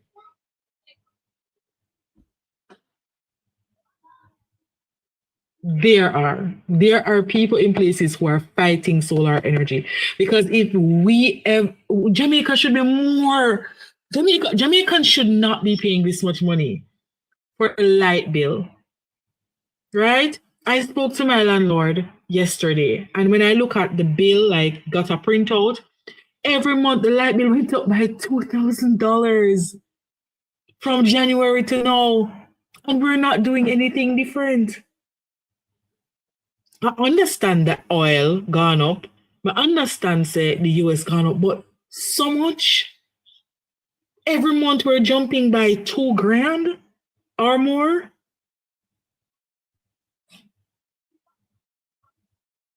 So now we're looking into going solar. It's crazy. I yield. Thank you, Alexia. Alexia, do me a favor. If you don't mind, drop down 1 second for me. I'm going to bring up David God choosing. David, welcome to Coffee in Tow, World News on the Go. I hope you're already following us. And I must let you know that we are streaming live on internet radio, YouTube, as well as having a conversation here on TikTok.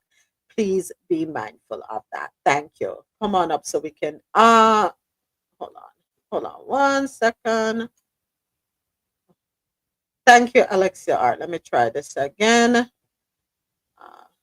All right, David, come on up.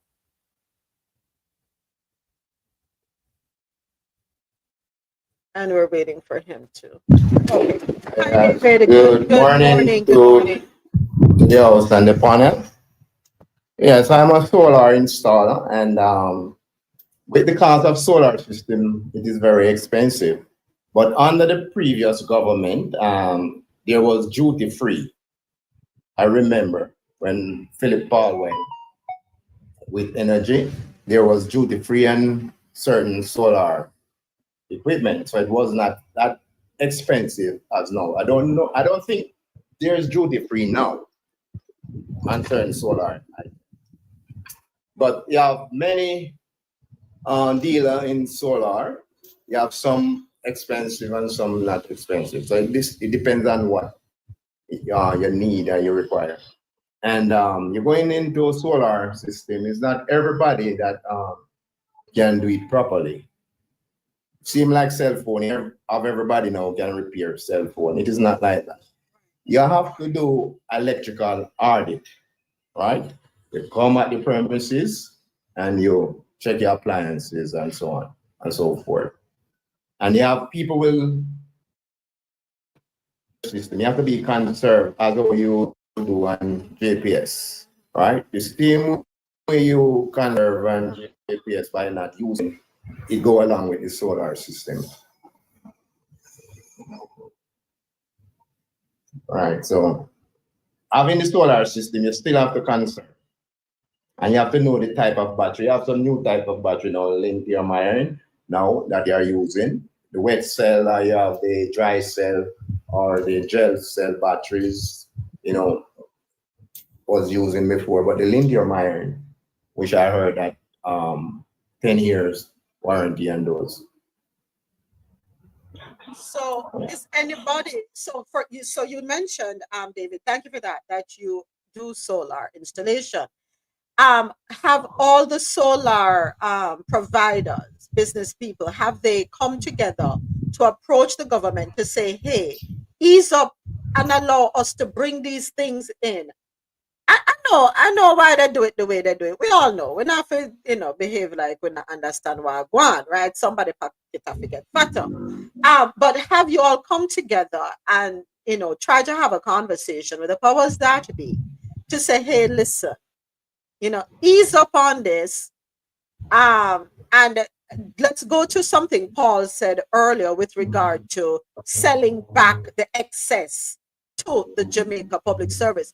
Are those conversations being had with the powers that be? Is it reasonable? If they're not being had, is it reasonable to pursue that type of engagement with the government of Jamaica and the Jamaica Public Service? Well, I did know before that there was option where you sell it back to the power company. I don't know if it's still continuing, but it was in before under the previous government where you sold back the system. And it is the truth. Yeah, it was there. So I don't know if JPS still, which they change your meter, put in a different meter where, and then I think JPS will compensate you by doing that. You're going to have their installation same way, the power grid, and whatever you use, they calculate it out, and what you give back to the grid. So I don't know if that still is in place. I'm not sure about that. Okay. All right. Thank you. Thank you so much, David. Okay, so we have a question in the chat from Alvi. Alvi is asking, what is the maintenance like? Okay. All right. Base first acid battery, you have to service like 4 or 6 months, depend on how you're using it. But now they are cutting out the acid battery and using the lithium ion where you don't have to service the battery, but might do a little cleaning and some maintenance with that. So it will work. It paid in the long run, you know. But as I said, you have to know how to use your system and take care of your system by not overrun it. Because if you drain your battery, you know, it will cause the system to fail. So you're not overrun your system, overload it. For instance, if you're going to put in a 10 kilowatt system, you don't expect to use 10 kilowatt. You should put, it would be suitable for an 8 kilowatt use for a 10 kilowatt. So you have to go above the amount you're using. You don't know that you're going to use 10 kilowatt and you're going to put in 10. You know, you have to go extend like 12 kilowatt if you are using 10 kilowatt. All right. And we have one more question for you. Ja wants to know, can you learn to clean the battery on your own? And what's an example of overload? Overload can cause the system to damage, burn the inverter or the charge control because you're going to pressure it, right? So you have to put yourself, for instance, with a child, you don't expect a child to carry a bag of cement when his adult should carry the bag of cement. So it is just like that. You're not going to put any pressure on it. You know that the installer said, well, it only can carry 5 lights or a fan and a fridge. And then you go and you buy a electric stove and you place it, or you buy 3 more microwave, or you buy a AC unit, you know, that are going to create a problem. So, but it is a system where you can expand, right? For instance, you put in the right size inverter, and then you can expand by putting more batteries, more panel after, if you're going to increase your appliance. But the first important thing to have the right size inverter, right? If you are using, say, a 6 kilowatt inverter now, right? You cannot exceed the appliance, as I said before, over that. You just have to put the right size to carry the load. And that's David, I want to say thank you so much for coming up and answering those questions and giving us an insight. Really appreciate that. All right, you can go ahead and mute up. James, thank you so much for coming up, James. I want to hop on over to you next. So that I know you had put a comment in the chat, James, about 50-50. Go right ahead, James. Thank you for your patience. Yeah, morning, everyone. Good morning. Yeah, so before I address the JPS thing, let me talk about the solar energy thing. I think this is another thing that we can use to expose that CARICOM is really just talk, ceremonial. They're not about action, because climate change is one of the things on CARICOM's agenda, right? Climate change, reparation, security for the region, Caribbean Court of Justice, food security. Those are things that are actively on their agenda.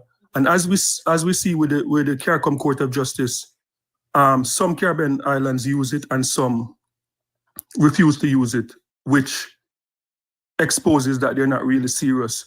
So every time we see Mia Mottley at UN, we see Dickon Mitchell, some of the other leaders in the Caribbean calling out the developed world about the dangers of climate change, and they need to be more. We need to hold them accountable, and they need to make sure that they're protecting the world, because the Caribbean islands are going to be the first ones that are going to experience the devastation of climate change. That is what they're always saying. But how can you be holding developed countries accountable when we can come to a consensus in the Caribbean to say that, look, every single CARICOM country that cares about global warming or climate change, we need to have duty-free solar thing coming in right across the board. You cannot be a member of CARICOM if you don't allow these things to come into your country duty-free. And we see some of the Caribbean islands are making more of an effort in terms of this. Like if you go to like St. Vincent and the Grenadines, like I think almost 100% of the homes, they have like, in terms of the water heating system, 100% solar panel. The Caribbean region, there's no better region in the world to take advantage of solar energy than the Caribbean. They're trying to do it in America. They're trying to do it in Canada, where you only have 6 weeks of sun. Jamaica have sun every day. So that is the hypocrisy. Like, we cannot believe them, and with their words, actions speak louder than words. So if you're serious, every single country in the Caribbean, because if you go to China now and you can order stuff from China, it is probably about 25% of what you're paying when the final product in Jamaica. If you're paying like $1 million in Jamaica, 75% of that is because of the duty and stuff. You can get it, you can purchase it and transport it to Jamaica for about 25% of what you're paying in Jamaica. So it shows you that they're not serious. It's a ripoff. It's more about making money from these things, and not just making money, but protecting the same energy company that is overcharging its people. So, that need to fix. And when it comes on to JPS now, I think this move could be a political move, but it's a good political move, because the timing lines up perfect for the JLP. For them to come out now and say, like, we have never had this opportunity, because it's not something that they could have said the last election, because that would be way premature. Now we're looking at 2 years before the expiration. Coming out now and saying that is perfect timing, because what they're saying is that, look, we have an intention to renegotiate a deal that works best for Jamaicans. We're telling you 2 years out because we're actively seeking other partners. And we want to tell the public, which they're just saying that, but I think it's a political move. A lot of votes are going to go to them for this, which I don't have a problem with. They're smart. Yeah, they're smart. The only thing I would say to them, the same way like they do like a referendum for like, they're doing that for like becoming a republic. They need to engage the public. How do we go forward? Do we completely buy over the company like what they did in St. Vincent and the Grenadines? To me, like, I don't think a complete buyover would be good, because the corruption is real. So I would be more comfortable with a 50-50 deal where you get a reputable company, or even use the same company, right? Or get another reputable company to take over, and a 50-50 deal, and the government 50% shares, you go public with it and let Jamaicans buy in, because a lot of Jamaicans, I myself would invest in JPS if the government go public and say, like, we have a 50% ownership, we're going to go public. I guarantee you that in 24, these shares in JPS would sell like Vibes Cartel ticket. That would sell really fast. Jamaicans are ready to invest in Jamaica. So I believe that is the way to go. And I think it's a good move. As I said, it's a political move, but this Prime Minister has proven that he's very savvy, he's very smart when it comes on to things. You can accuse him of having 500 bank account, but what you can't accuse him of is that he's not smart. And this is a smart move. All right. Thank you, James. Appreciate your input. Thank you so much for sharing. Paul, you are waiting patiently. You're up. Go right ahead. Thank you, group. I just Googled, there are 20 sub-plants in Jamaica. So Jamaica has 20 power plants spread out an entire island. And that is also important. Remember, there's infrastructure, building, people, and logistics have to be paid. So your bill is covering all of those costs, and then the profit shares, they got to get theirs at the quarterly meetings that they hold. Electricity is one of the things that everybody in Jamaica could put them out of business. So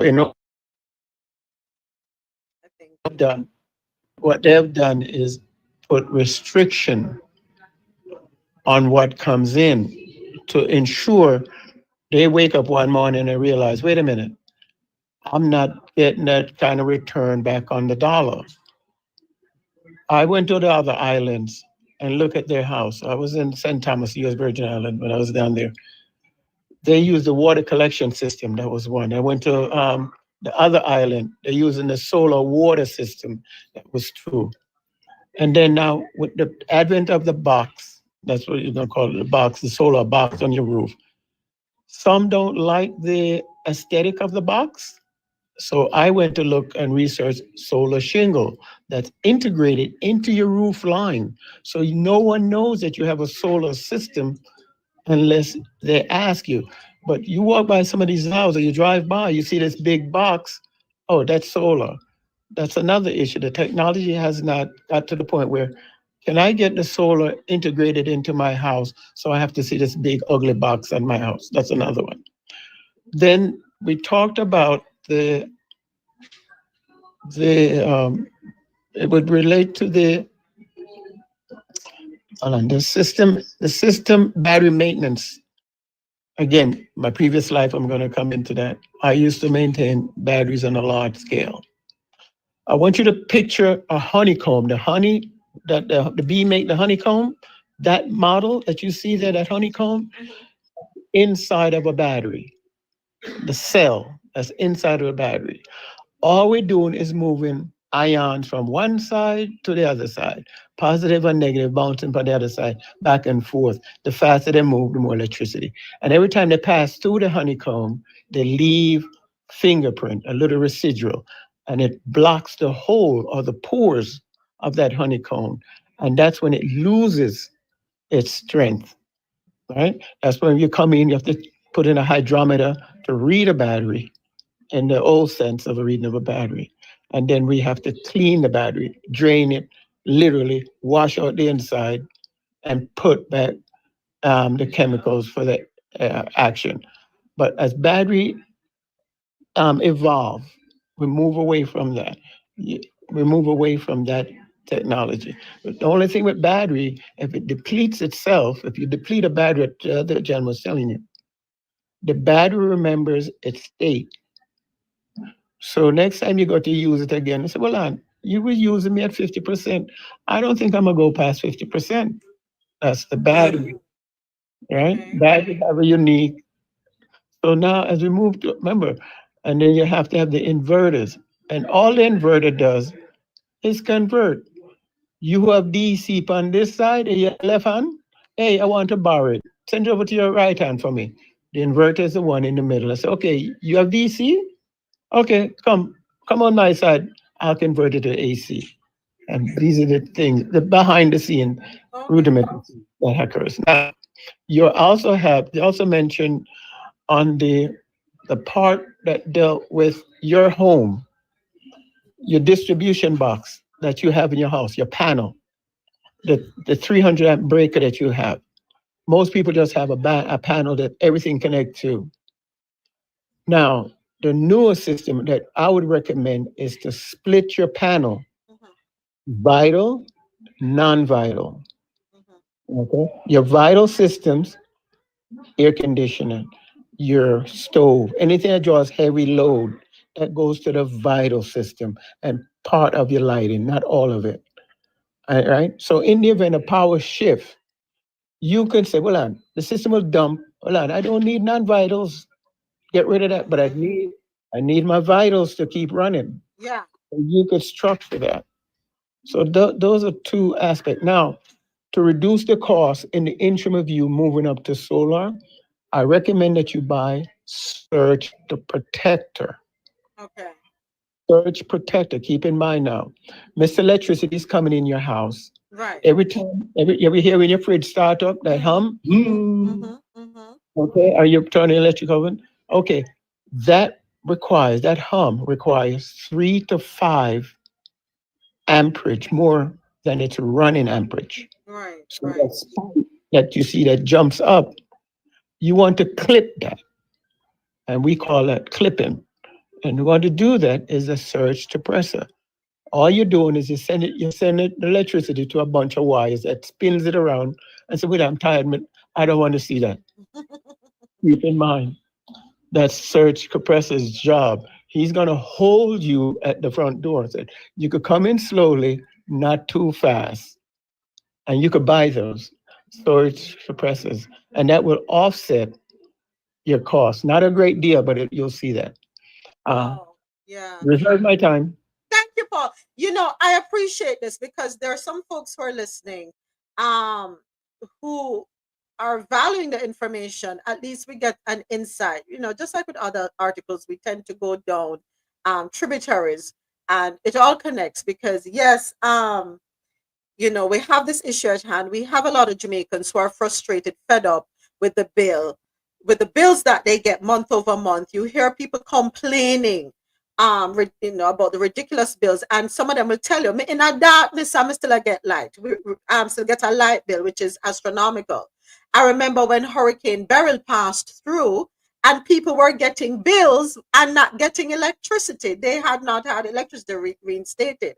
And all of these things are going to, you know, be coming up in conversations now that Darrell Vaz has, has expressed that they are not going to be renewing the license. So, you know, people now have a lot to mull over. All of this is going to help them decide how they look after themselves. They're going to bring their economics into play, right?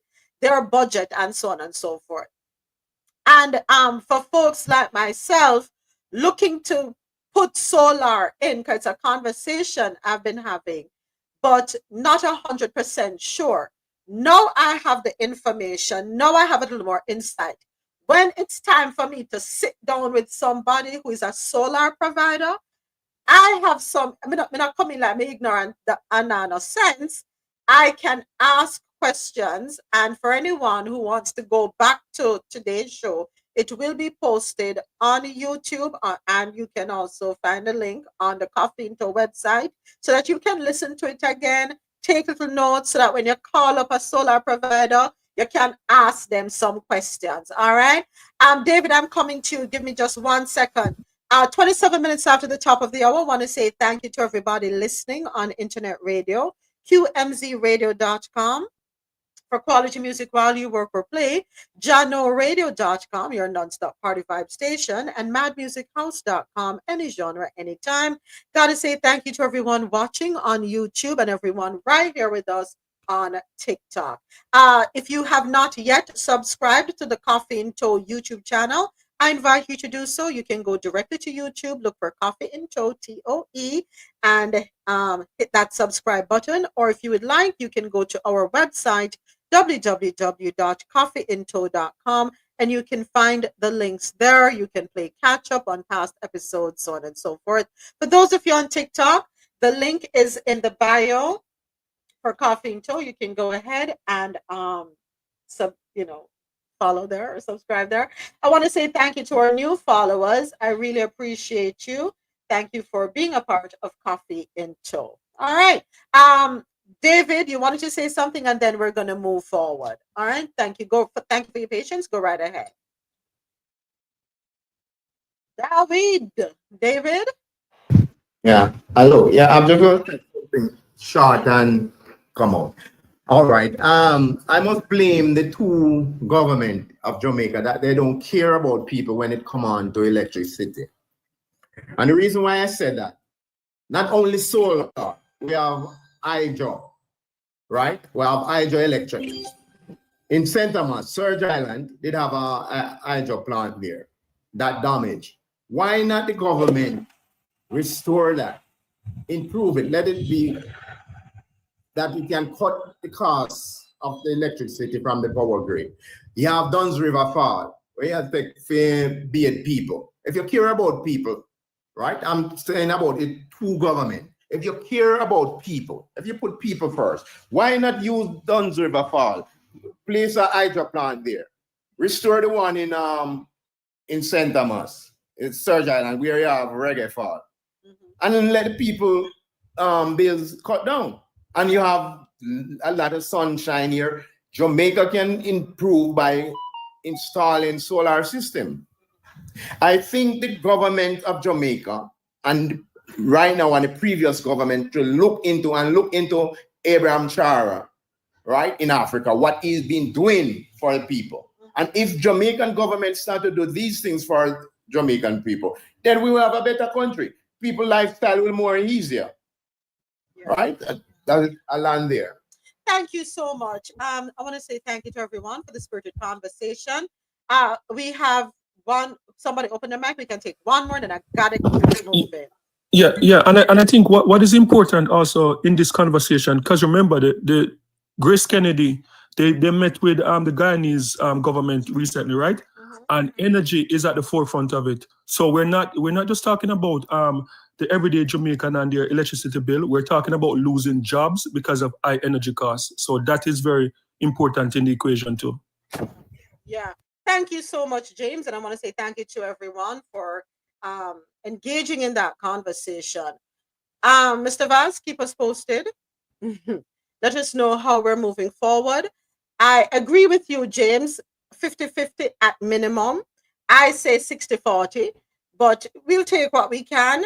I think us as Jamaicans need to be more invested in Jamaica. Let us restore some sense of pride. Do I believe the Jamaican people can afford it? Yes, they can. Yeah. Jamaica is not a third world country. And we have Jamaicans across the diaspora who will be happy to invest and know said there's going to be a return. There's a sense of pride being instilled. All right. Thank you so much. James, one question for James. James, you said 50-50, but you said that the Jamaica government could turn and sell their 50% shares to Jamaicans. So why don't the government take 50% and then flow the other 50% to Jamaicans in the diaspora or locally or whatever, as opposed to bringing in another foreign investors? If you could, the object is to raise the funds to run the company properly. And if the government take 50% and decide they will put another 50% out there and sell shares, what's wrong with that? As opposed to going to another company. Yeah, Mr. President, as I mentioned, corruption, I don't trust the government to run the business. And that is what, like, a lot of the, like, we've been having this conversation for about 20 years with government selling out or signing management deals, like 50-year deals for companies. And this is not a third world thing. This is something that happens in Canada, happens in America. There are a lot of companies that the reality is that a company that trains their staff, that this is their bread and butter, and they would run it more effectively than the government. And we have the experience with the JOS, JUTC from back in the 50s with Jamaica. When Jamaican government control 100% of anything, it's disaster. So 50-50, the management deal, that company manages it. Jamaicans get to invest. We get lower energy bill. Jamaicans get a return on their investment, and it's a win-win. So I just don't trust the government to run anything. We haven't had one good example since we have been independent of any government. And as I said, JOS, perfect example. So no, 50-50 or a management deal with a company managing it, I'm more comfortable with that as a Jamaican. I don't trust them. All right. All right. Thank you, James. Thank you for that question, Mr. President. Moving right along. Nigeria's President Tinubu receives top St. Lucian honor article courtesy of Caribbean National Weekly.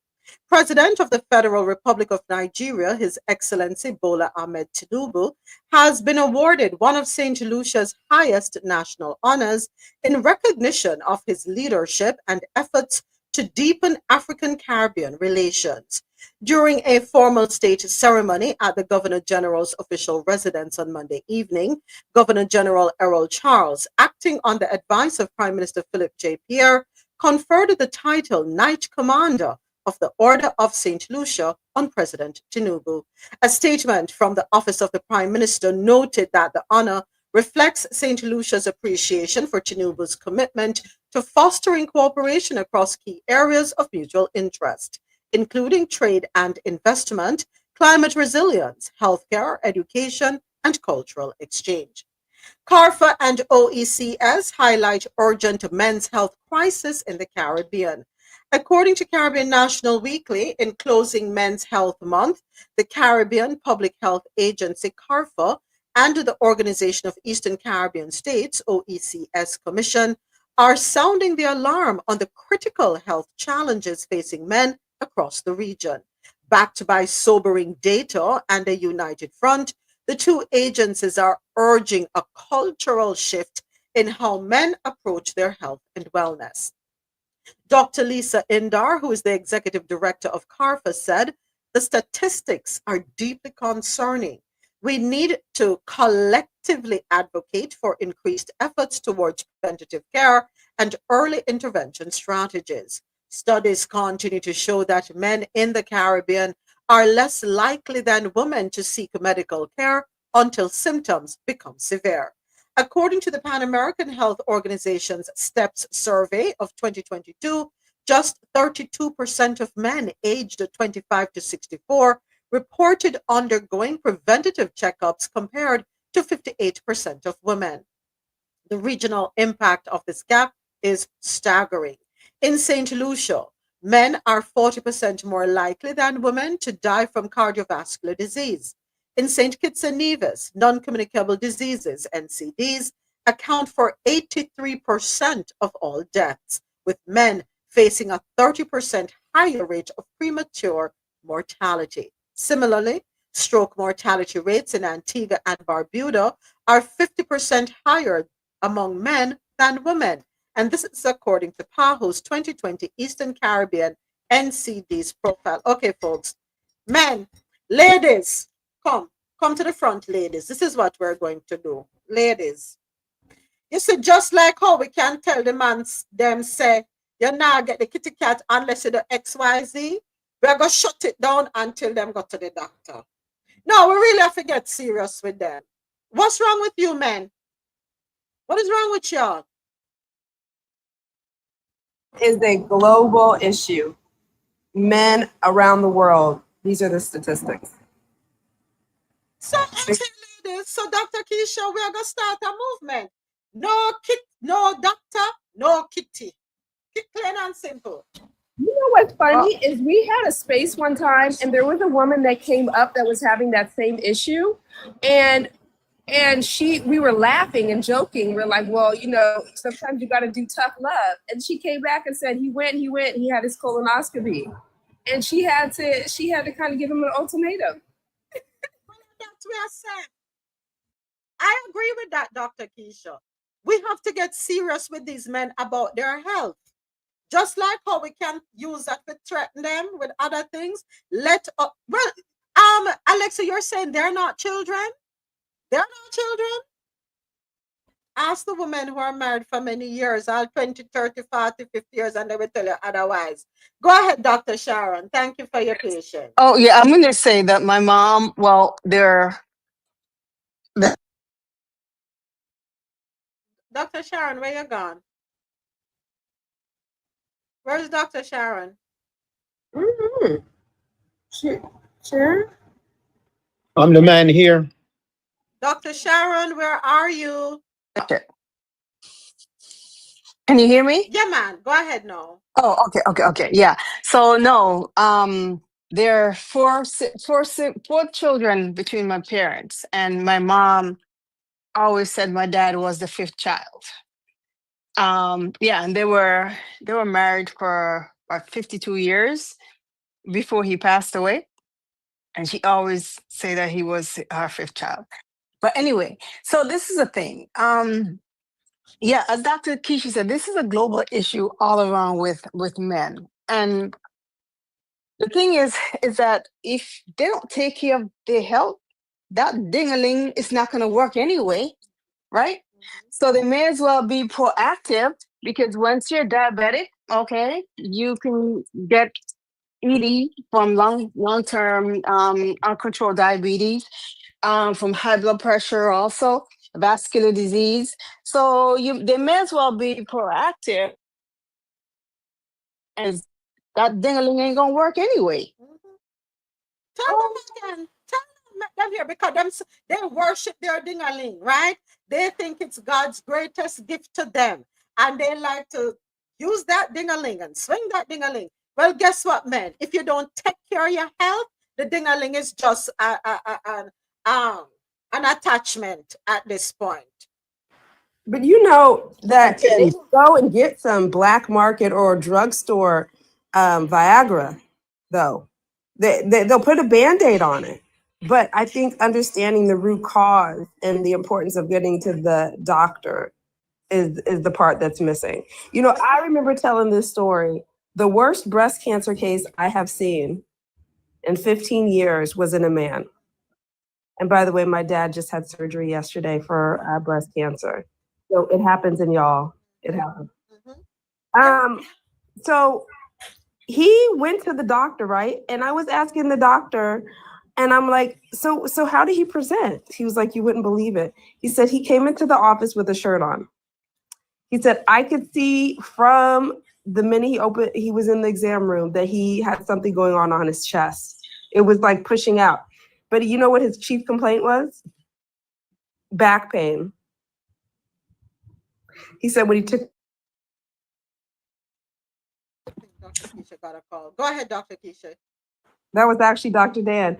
He said when he took his shirt off, the mass was like just exaffited. And of course, the back pain was because he already had metastatic breast cancer, but never, ever paid attention to that thing under his shirt. Man, thank you, Dr. Keisha, for sharing that. Glad to know your dad had surgery. Sounds as though it was successful. Men, Alexia, you made a comment in the chat. You said, "Me not take up no man palm my head." I'm gonna tell you something, Alexia. When you're in love and you love your partner, you will take them up on your head. You care about them. You are going to be their biggest supporter. Just as we want them to be our biggest supporters, we have to reciprocate. If you're gonna go, and let me just segue for a second. If you are looking to get into a relationship, folks, and you're serious about this, you cannot have a lopsided relationship. You can't be a taker and not be a giver. You have to meet each other in the middle, emotionally, physically, mentally, spiritually, financially. Any relationship that is lopsided is doomed to fail. When you see people in relationships for long periods, rest assured, ask them how they were able to do it. It was not done on selfishness. It can't happen. It not gonna work. A misery that is complete misery. So if you're with somebody and you say you love them, yes, you have to go put them on your head. Yes, sometimes you have to treat them like that additional child. You don't want to do it, but sometimes a tough love have to come in. You have to put them on your head. You have to, if you care about them, because you know something, anything happen to them, Alexia, or you have to turn around and look after them. Go right ahead, Alexia. Listen to me at some moment. Me see my make effort. Like him I say, you know me not feel so good, or if me see like him I try if he say, you know me need to change with that. Or any effort he make, I will support. But me learn to you say if somebody don't care about themselves, you can't force them to do it. So that's what I mean by me not put nobody on my head. Not one. You see the person me carrying my body for 9 months and did responsible for them this whole time. Make she tell you, see right now if me talk to she and she not listen, I say, all right, take a little reprobate mine and move right along. My gone. Man not stress out. Stroke too easy to come by. You must be crazy. If you not make effort for yourself, what should I do? Don't to God not just step out with people who not make efforts. If you not make effort for yourself, who is me? They must be mad. So, Alexia, what we also have to remember is the dynamics behind one feeling that way. You have to remember some folks were not poured into when they were growing up, right? So you will find that they procrastinate, if you want to use that for the want of a better term. They don't have the confidence, or they're not exuding the confidence that they ought to, right? So we cannot just come and say, me not put him on my head. If him not show nothing, me not show nothing. Some folks need encouragement. They never got it before. So you have to show them, encourage them. If we're going to be fair, some of us as women, we never got that. Right? We cannot continue the cycle. And by standing 10 toes down and saying, "Me nah do this and me nah do that," guess what? We're just furthering the issues, the psychological issues, the mental health issues as it relates to self-awareness and self-acceptance and self-esteem. You know, if you're not, I'm going to tell you this, ladies. I'm going to tell you this. Men, they need us in their corner. They want us in their corner. I'm not hard on to some of the successful men out there, they will tell you, if it were not for the support and the motivation and the encouragement of the woman beside them, they would not be where they are. And that is why they love the woman what they there with. And then now left the woman what they there with. They worship the ground that that woman walks on. And Proverbs tells us about being a wife, a partner. Trust me. Yeah, moments. And the reality is that we can't escape, like, as I said, we always have the conversation. Men and women are we're different for the most part. And women, that comes with a nurturing side, right? My wife knows me more than how I know myself. Like, I can be sick and don't even know, and she know because she's around me all the time. And I think there's some research out there that says men that are in good marriage live 5 to 10 years longer than other men. And it's just a reality. Like, there's certain things, and when we have the conversation, I know it's like social media conversation for the most part. What do you bring to the table?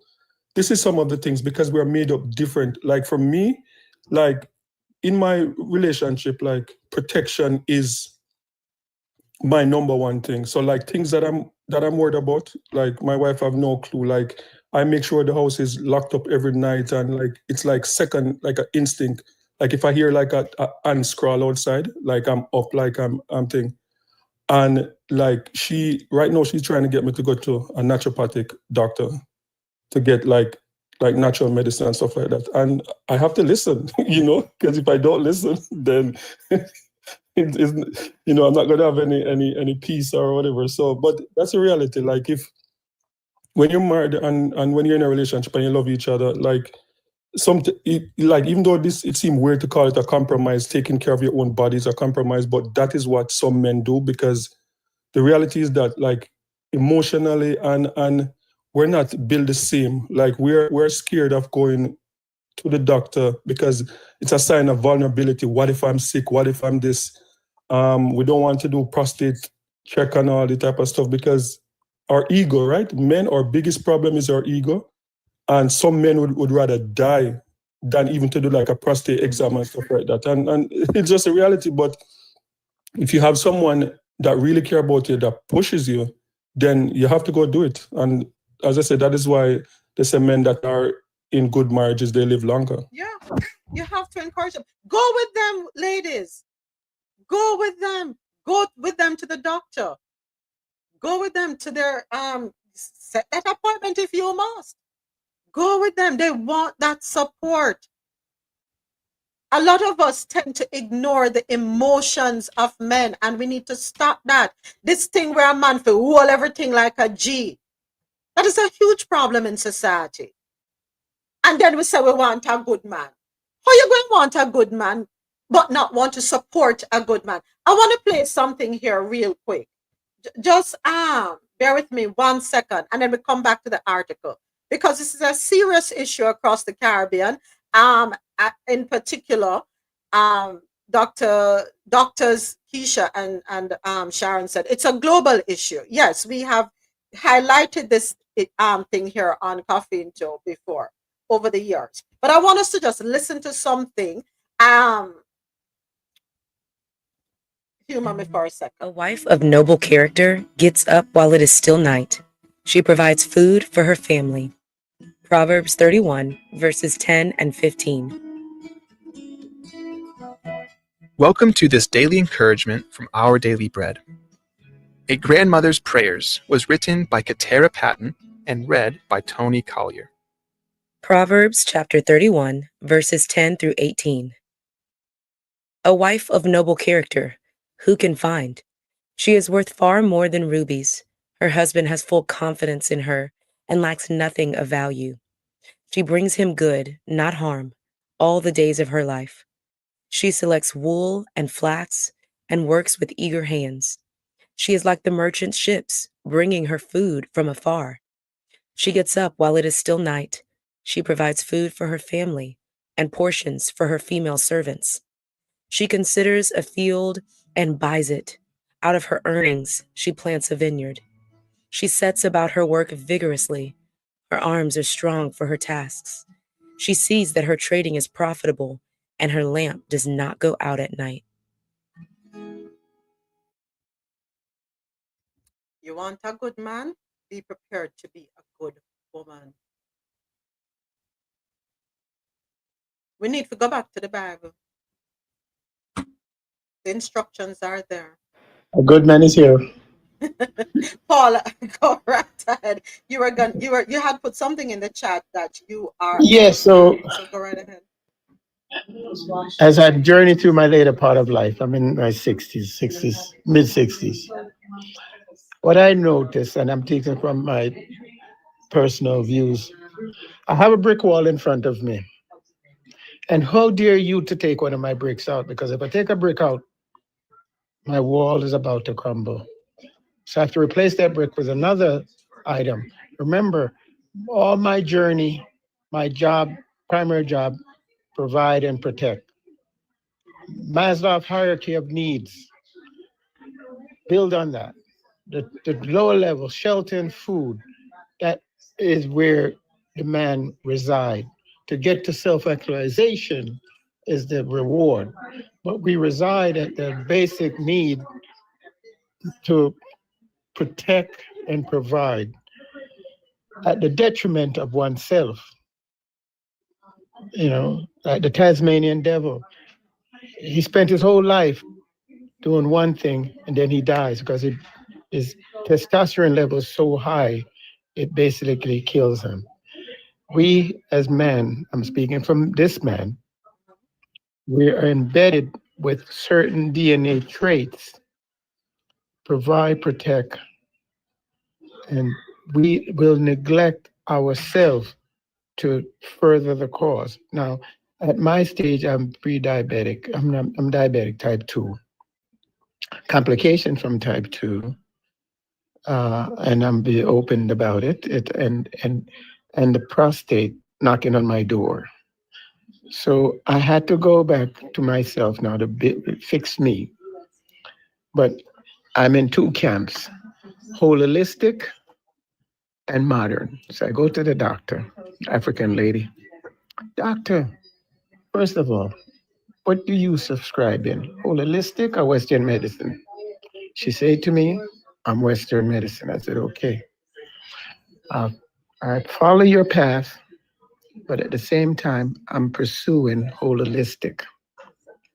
She says, that's fine, that's fine. Then I go see the prostate guy. Oh yeah, it's enlarged. So you want the surgery? We could schedule it. Let's do the workup. He's going through so a mile a minute with these processes. But I said, hey, doc, holistic. I'm not. There's no cancer there. It's just enlarged. I could bring it back. I could shrink it back with using various medicines and trees, leaves and all that. I could shrink it back. But then again, you have to have a partner who supports you, because remember, the house, the whole infrastructure is that upside down pyramid. The same Maslow of needs, now turn it upside down. That's me holding everything up.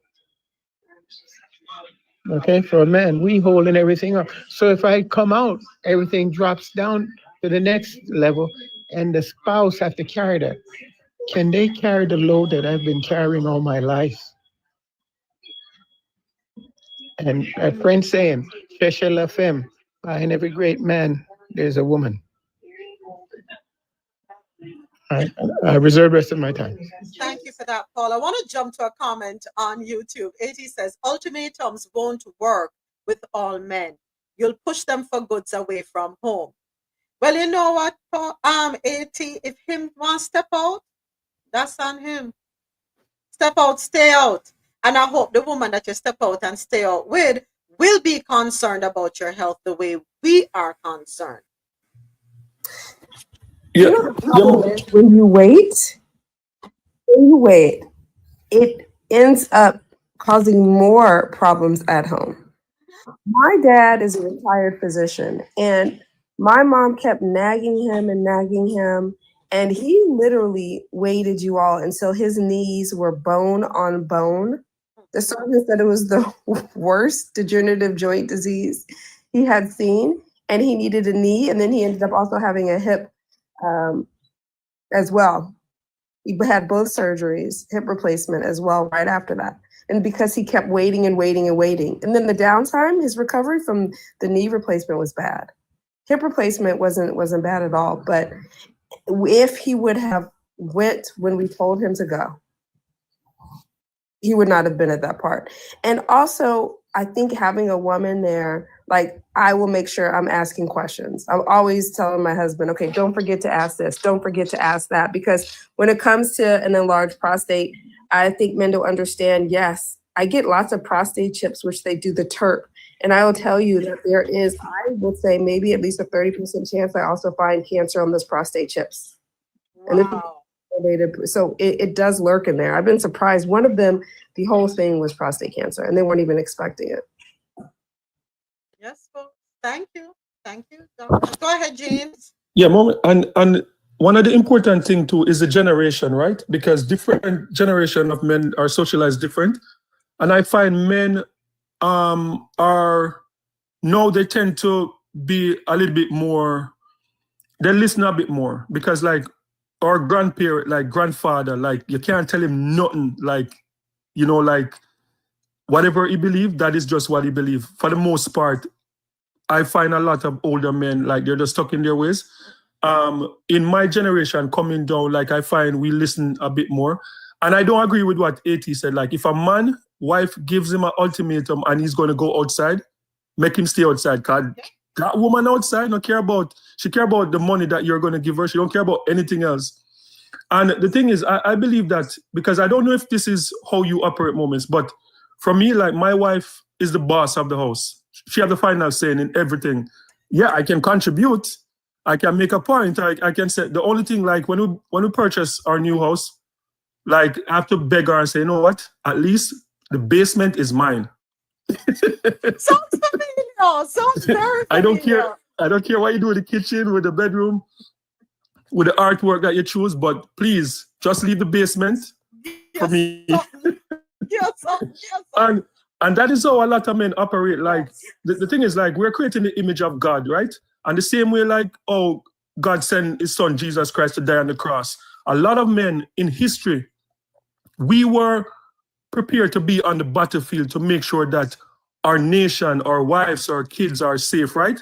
And that is an innate thing in men. Like the protection, like the willingness to go die for your family. That's why you see men will get up and go fight war that them not have no reason for fight, you know, but that's just how we are. So I think, I think, you know, we operate at our strength, and a woman's strength, one of the greatest strength is nurturing.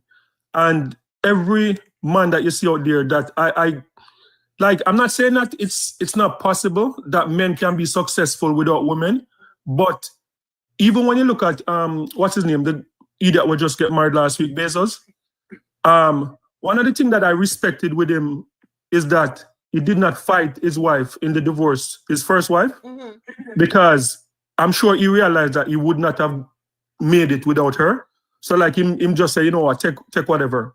Yeah. So but that's the thing, like, you know, we have different strengths, and I think that women, if a woman is there supporting the same way, like, oh, you know, I believe that Obama would not have been president or make it to a second term without Michelle Obama or whatever, like that support system. Because when you're out there in the workplace and you're Mr. Man, you're the big deal.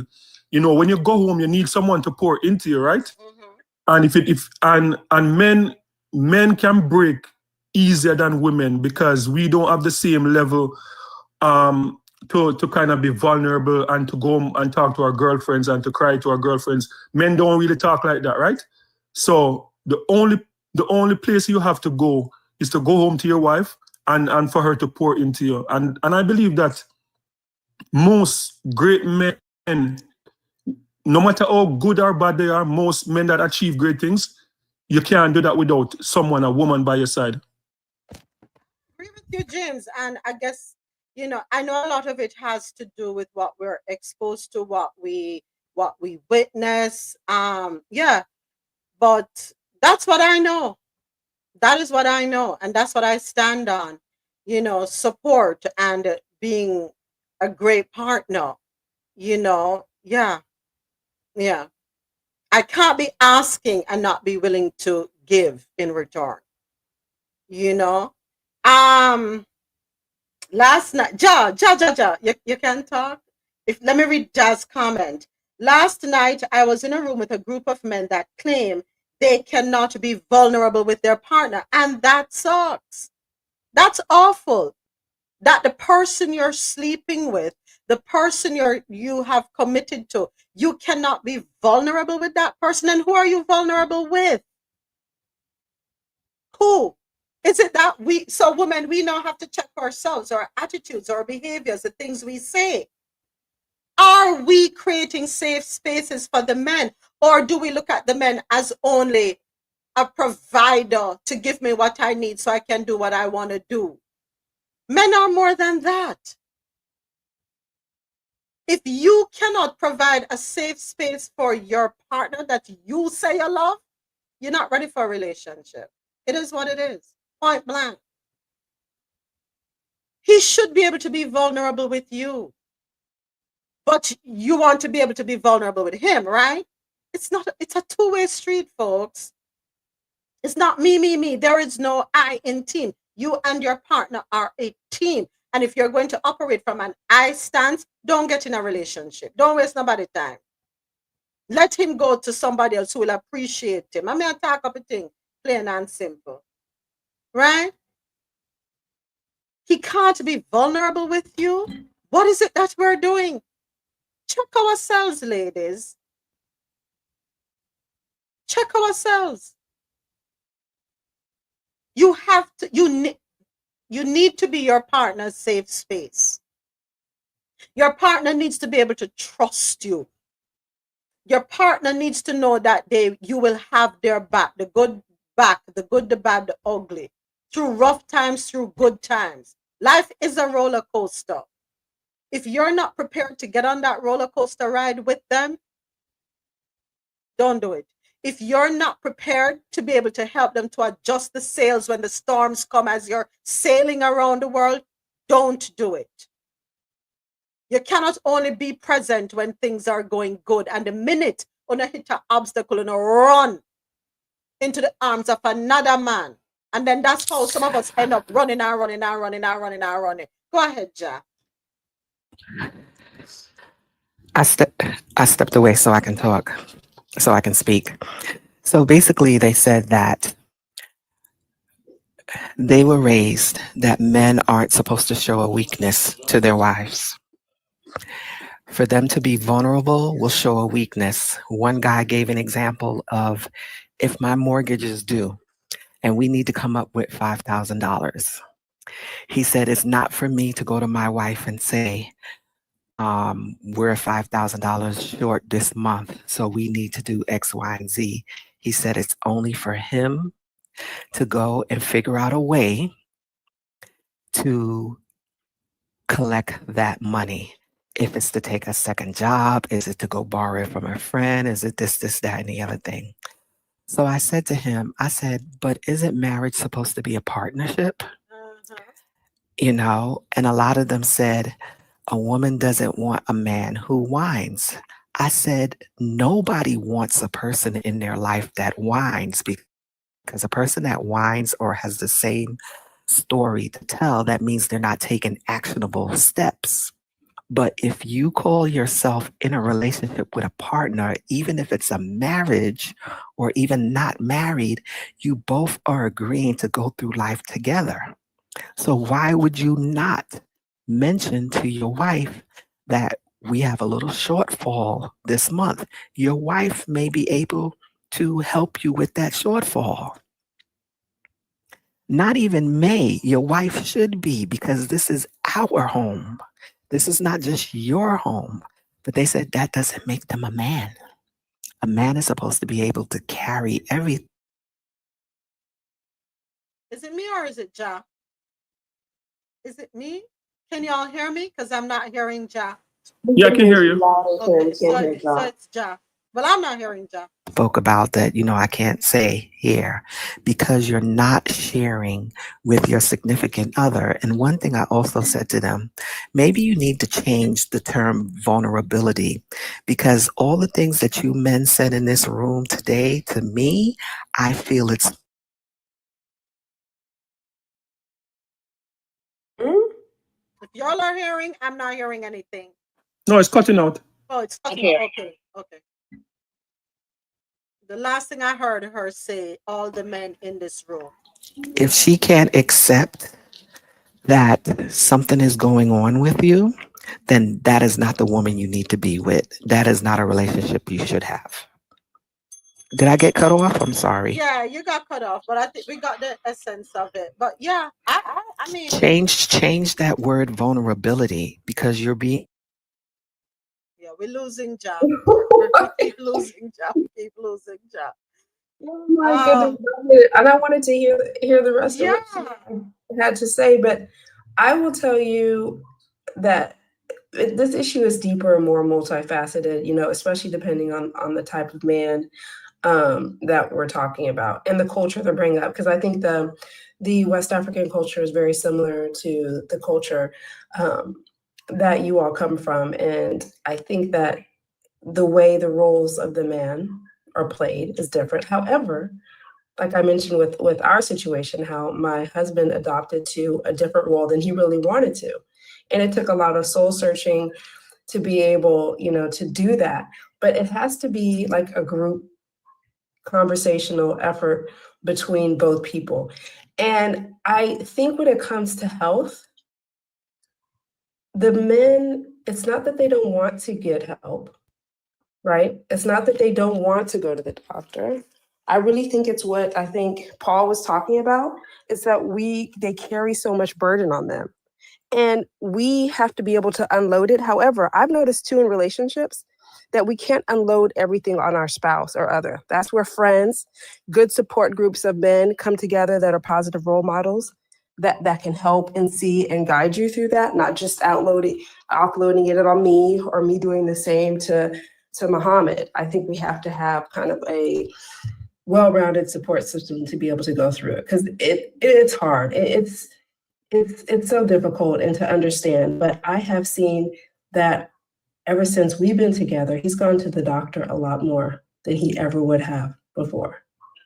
And I don't think it's just because I'm in healthcare. He sees me going to it. He sees that, and also having a brother that passed away from colon cancer, that he was like, life is too short for this. But they got to unpack that, because I think it is also a fear. Once I find out I have something, I'm committing to that disease process. And it's not really the case. All right. Thank you, Dr. Keisha. Ja, I want to say thank you so much. Dr. Leslie, hold on a second, James. Dr. Leslie, you said it was too much to type in the chat. So let us hear the caveats you're talking about. I kind of came in the middle of the conversation, so I don't have the All right, full so view. let me bring up to speed. We were talking about an article, courtesy of Caribbean National Weekly, CARFA and OECS highlight urgent men's health crisis in the Caribbean.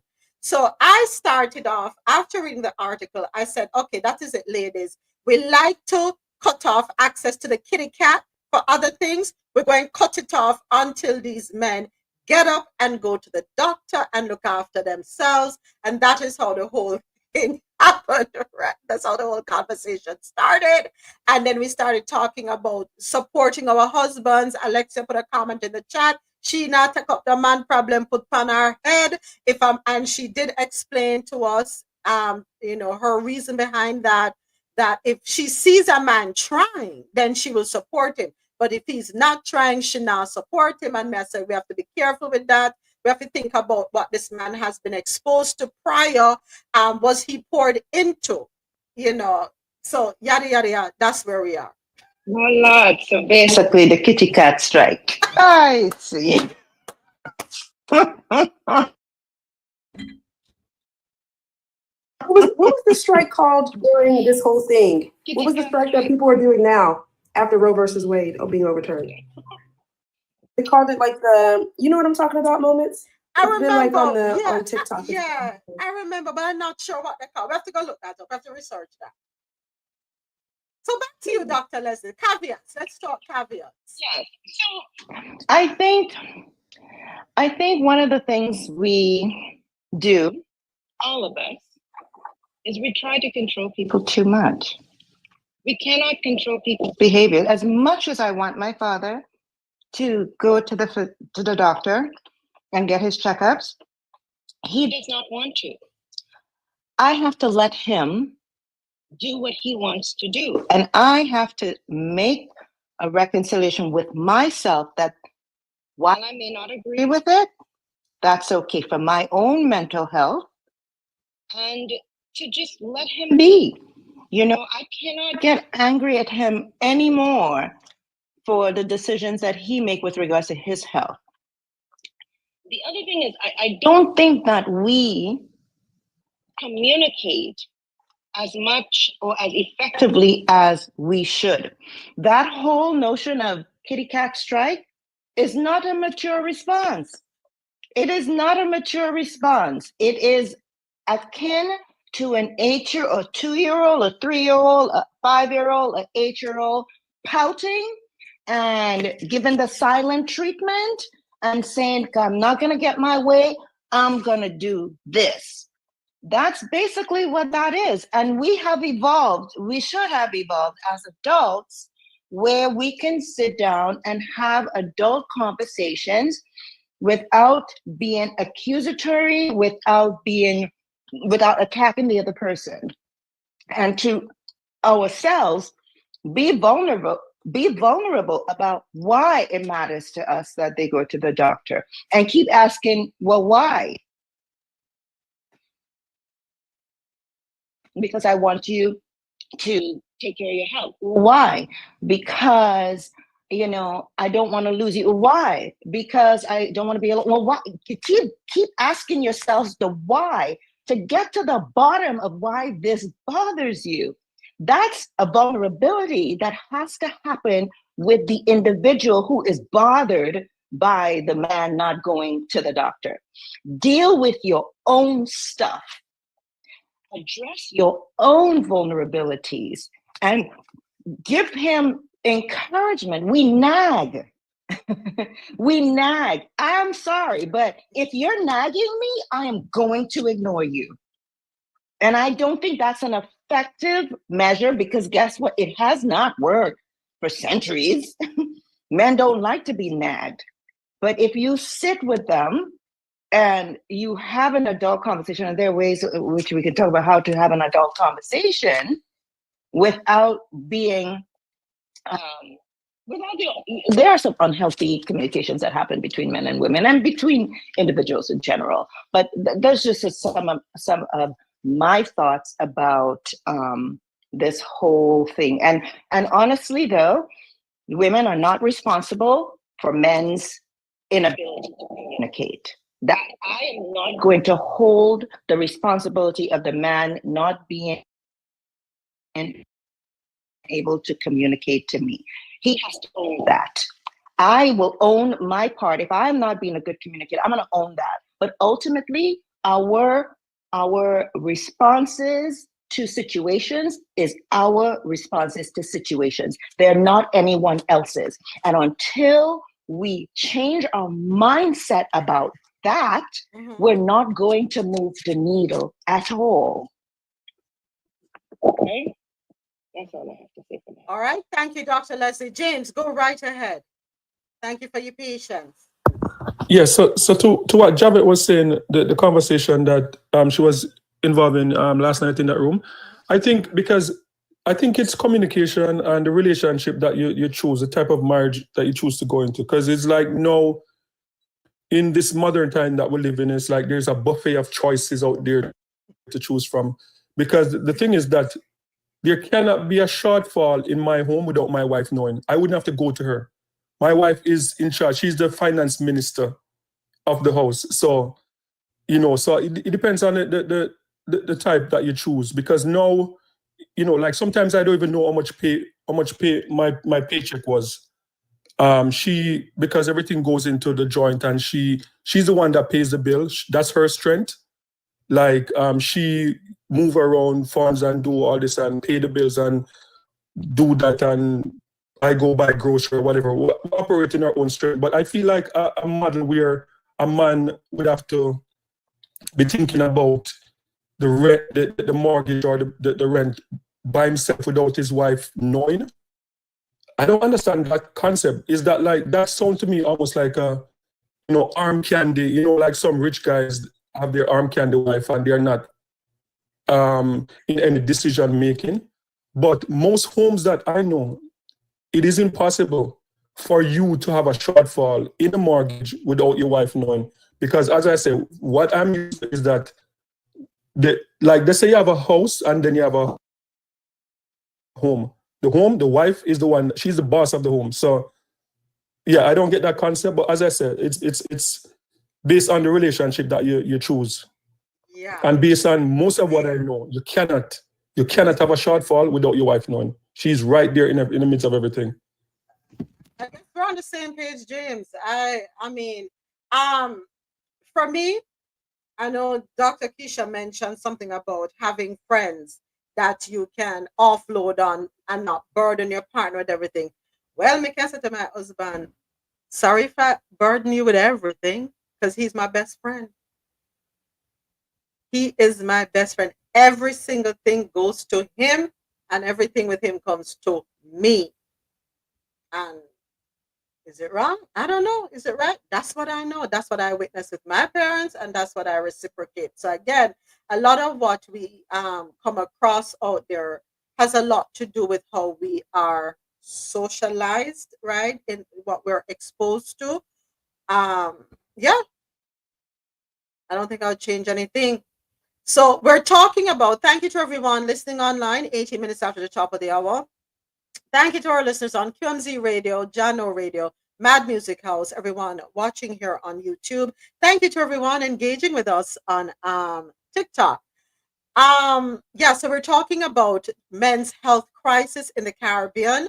Doctors Sharon and Keisha made us aware that it's not just in the Caribbean, it is global. Yes, and we've had those conversations. Men need, and yeah, I did say, ladies, we have to, get serious with the men. We have to, and that's what I said. And I said, just as how we can use the kitty cat to negotiate for other things, let us use it to negotiate for their health. Dr. Leslie, you made a very valid point. Yes, we shouldn't have to go that route. It does come across as childish. Now, you have some men, you will be gentle. You'll be as gentle as anything, just like with your kids. You'll be as gentle as anything. You use a soft approach, and you try. And for some reason, they just don't hear you. They just don't hear you. Sometimes it takes somebody else coming to them and said XYZ, and then they will come to you and say, oh, you know, Dr. Leslie said so and so, and then you'll be like, I said that. No, that's not what you said. Yeah, that's what I said. And then they'll come and say, but you didn't say it the way Dr. Leslie said it. Okay, how did Dr. Leslie say? Right? So I think there is a block up when it comes to the women in their lives, no matter how we deliver it, whether we come with a soft tone, with a stern tone, whether we have to loud up the thing. I think there's a mental block when it comes to us with certain things, right? So I'm going to the extreme. And the Bible tells you you never use intimacy. It tells you, it's in New Testament, you never use intimacy. You never deny your partner intimacy. It's not supposed to be a bargaining tool. So even Jesus against the kitty cat strike. Yeah, so please don't take that advice. I'm just being extreme because it's a serious issue. We care about the men. We need them to go and take care of themselves. At a soldier, you put something in the chat, and yes, this is something we have discussed here over and over again. We understand how men feel about getting their prostates checked. Do you know? If you never know, do you know that you can do PSA testing, blood work? Am I right, doctors? Early detection is key. Get your PSA reading done. Go right ahead. Go right ahead, please. I was just saying that. Yeah, and sometimes it has to be both. Yeah. So, and of course, you only know this when you go to your annual. Right, because a PSA can be elevated for a number of reasons. We do want to check the architecture of the prostate by a digital rectal exam. If there are nodules and so forth, they would probably raise a little more concern. If it's just enlarged, and that comes with age. The older you get, the bigger your prostate. But anywho, I won't make any references. We do something in medicine called motivational interviewing. And it's very effective because it's kind of like coaching where the answer really comes from the person. It's not me telling you what to do. And we can try using that in the relationships with the men. I provide information when patients want information, and sometimes it's just that they just don't know.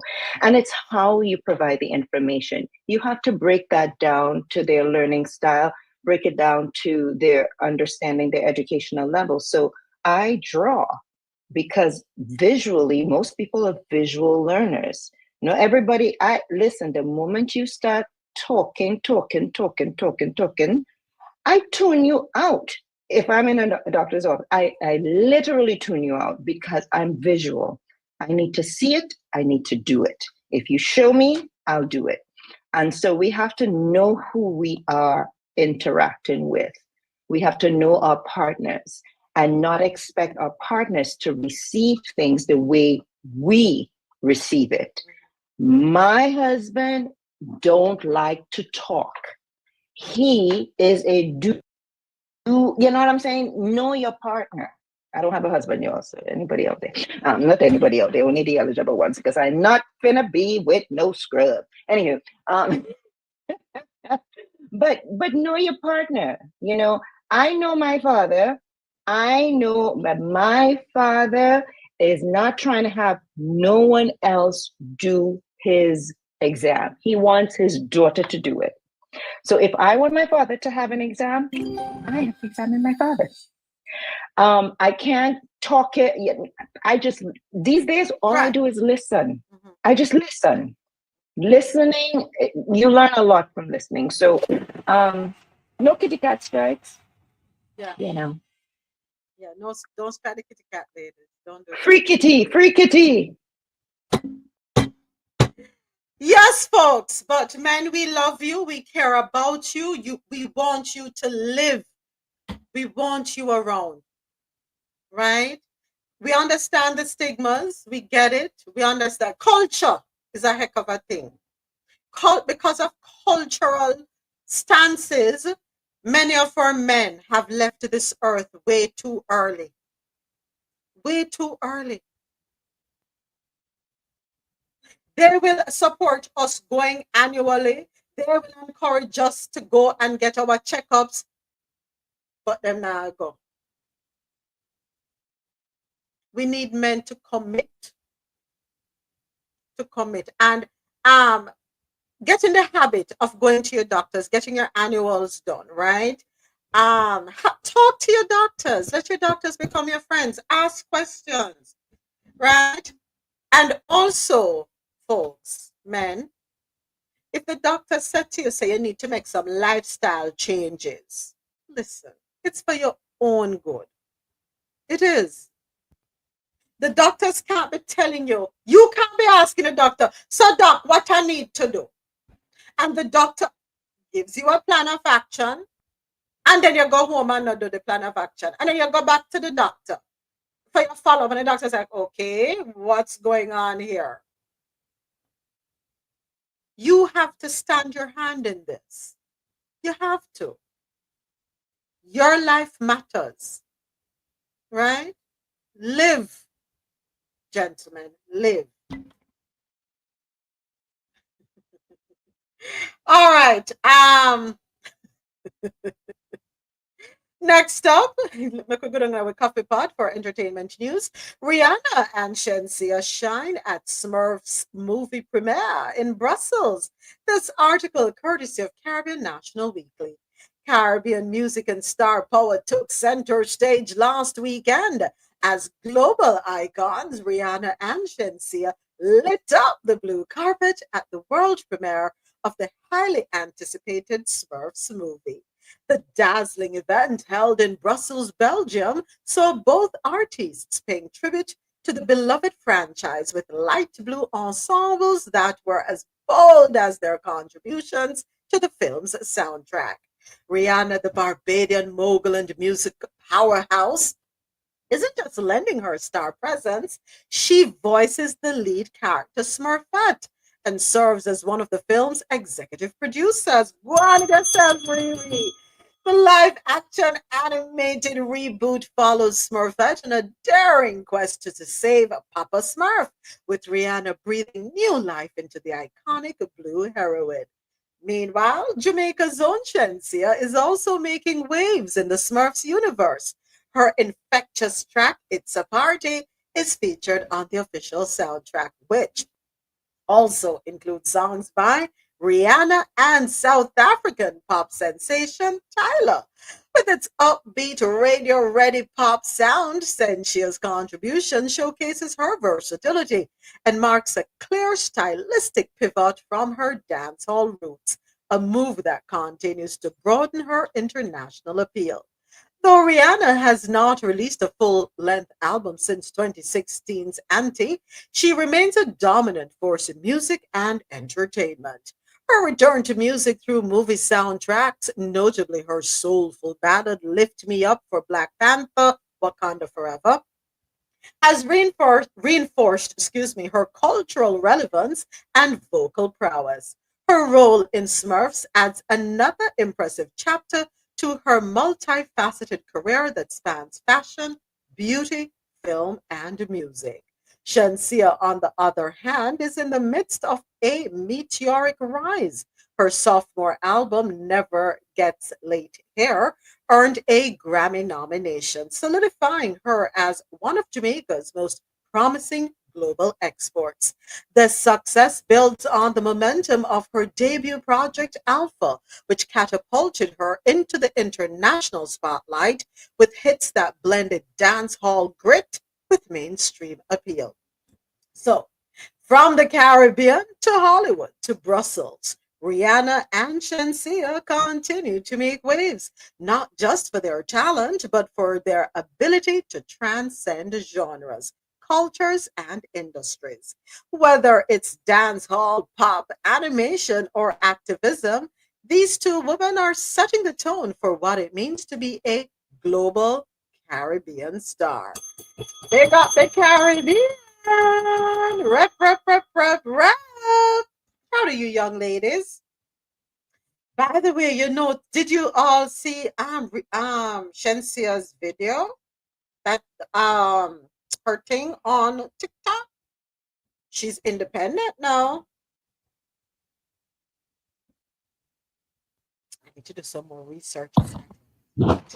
Yeah, my only thing with this, what happened to Spice? Where's Spice? Remember Spice, what you call it, her ultra ego, isn't it built off the Smurf thing? The whole or their color. Yeah, I think so. Yeah, I think Spice, I think her thing with her her color there are here and thing that she wear all the time. I think it's like she alluded to, or she stated that it's Smurf. I think the Smurf was her favorite thing. So I don't know. That's news to me. Thank it would have you. been nice to see Spice in that mix. Yeah, it would have been nice to see her in there. Like yeah, big up, Caribbean queens, Chensia and Rihanna. It's a good look. But I'd love to see Spice in there. That would be the icing on the cake for me. Thank you for that, James. That one is news to me. I didn't know that she had an affinity for I grew up watching the Smurfs. I remember as a kid. Yeah. Spice TV persona doesn't match Smurfs. You know something, Ja? I think being able to adapt to a character because you're behind the scenes. Nobody sees you. You get a character and you can embody that character, you know. So it's not as though she's gonna be on camera.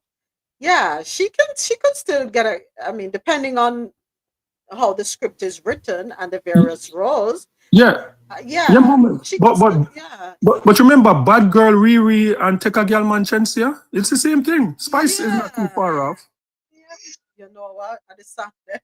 No, for real. I think if there was a role and she would fit that role and her voice, she's able to change up her voice. Yeah, she would work. She could work in anything. And that's the beauty about what you call it? Cartoons or what's the right term for it when you know Animations. animation. Thank you. Lord of mercy. Spice, dancehall queen Spice, Dr. Leslie, you know, big body jumping. Hey. Yeah, no, I don't know Big Batty Spice. I am not familiar with Spice. Go down, girl. We Spice, Vibes Cartel, Jim Screech, and Peace Gill. Give the money back. I listen to too much soca and gospel, soca gospel. And she did soca song with Lady Lava. It still needs to be child appropriate. I don't know. Play something now. But child appropriate, is any of Shensia's song child appropriate? But she was I don't like Shensia. She was able to do something for Smurfette. I don't like she. Why you not like Shen Yang? Talk to me. What I think I saw her when she first started out in she was first starting. I saw her in Barbados, and it was too raunchy for me. I didn't dig it. I don't know if things changed. It may have, but it wasn't my vibe. That's all. No judgment, just me. Did you just say Shen says raunchy? So what raunchy like soca? Ma'am, tread lightly. Soca not play for radio. Well, no, the first time it's what I saw her wearing and doing. I mean, I don't like all soca artists. Hold on, Alexia, hold on a second. Go ahead, Dr. Leslie. Raunchy? I said not all soca artists. I mean, let's just say the performance that I saw her in was nothing that would make me say, "Oh, I'm proud to be a West Indian." Let's just put it that. It was the quality of sound. It was the song. It was the presentation. It was, and I made the caveat that this was when she was first now starting out, because I never heard of her before. I saw her in Barbados. So yeah. Sorry, Dr. Leslie. Hold on, James. Alexia, then Don't jump down my throat. To each his own. I said I don't like her, and you could leave it right there. I love soca. I enjoy soca, calypso, kaiso. Who don't like it? Run tell it. I don't care. I tell you, I said what I said. What is the problem? When my water dead. All right, go ahead, Alexia, and then James. All I'm going to say is I'm respecting the lady's opinion. Everyone is they have the choice of their opinion. I respect your opinion, Dr. Leslie. End of story. We can't tell it. James, go ahead and then I just told you then I'll Yeah, comment. yeah, no, Dr. Leslie, like, yeah, I respect your opinion, but the thing is, you can't say one is raunchier than the other because there's a clip going viral that I'm gonna try and find it and send to you at Vibes Cartel concert with a soca queen, you know, like performance on the stage with someone close to like Earth. Well, let's put it this way: her thing in someone's face, live on stage. So it is raunchy. It can get raunchy. I love Absolutely, Carnival. there can be I've been raunchy. to Carnival. I love soca, and it can get raunchy. Trust me, it can get raunchy. You're speaking to a Trini. I never said I don't like dancehall. There are some dancehall that, you know, I do not like her performance and her music and her. I don't like her. H-E-R. Something about Shensi I shouldn't like. Okay? Me not like she. The kind of dancehall. I'd be up here on the stage enjoying the dancehall. And you know what I'm saying? But there's a way that you can do stuff. And I don't agree with the soca that they're doing out there. Some of that is raunchy. But there's soca music that I can enjoy that make me feel good. You understand? Cheers to life. Boom. Hello. Boom. Kokoti. Boom. You know, there's something to like about everything. I say specifically, Shensi, me not like she. What and I want to do? Fight me? And I want to fight me? Come fight me. Rumble on the thing. Hold on, I'm a Jamaican fan there. What my Yeah, darling Dr. Leslie, I don't like Chensia either, but I'm just saying both of them are raunchy. I'm not a Chensia fan, I'm a Spice fan, but they're raunchy. That's all I'm saying. Insert eye roll. So me do it live here there. Thank you. Me grew up on soca, and I tell you the truth, you know, as a child, I had no business singing the soca songs I was singing. It's when I get older, it me start listen the good old mighty Sparrow. Yeah, me grew up on soca. Me telling already, and it was soca when I keep my parents did that anyway. Byron and the Dragonaires did that. My parents take a flight and gone there, and me that swear say they're gonna get a check from Byron and the Dragonaires. But and now that me get older, man, listen to some of the song them. Not the song them, the dirty them, the dirty them. They were, I guess, not as vulgar. I think that is the difference. The vulgarity. There you go, vulgarity. Yeah, yes. wasn't there.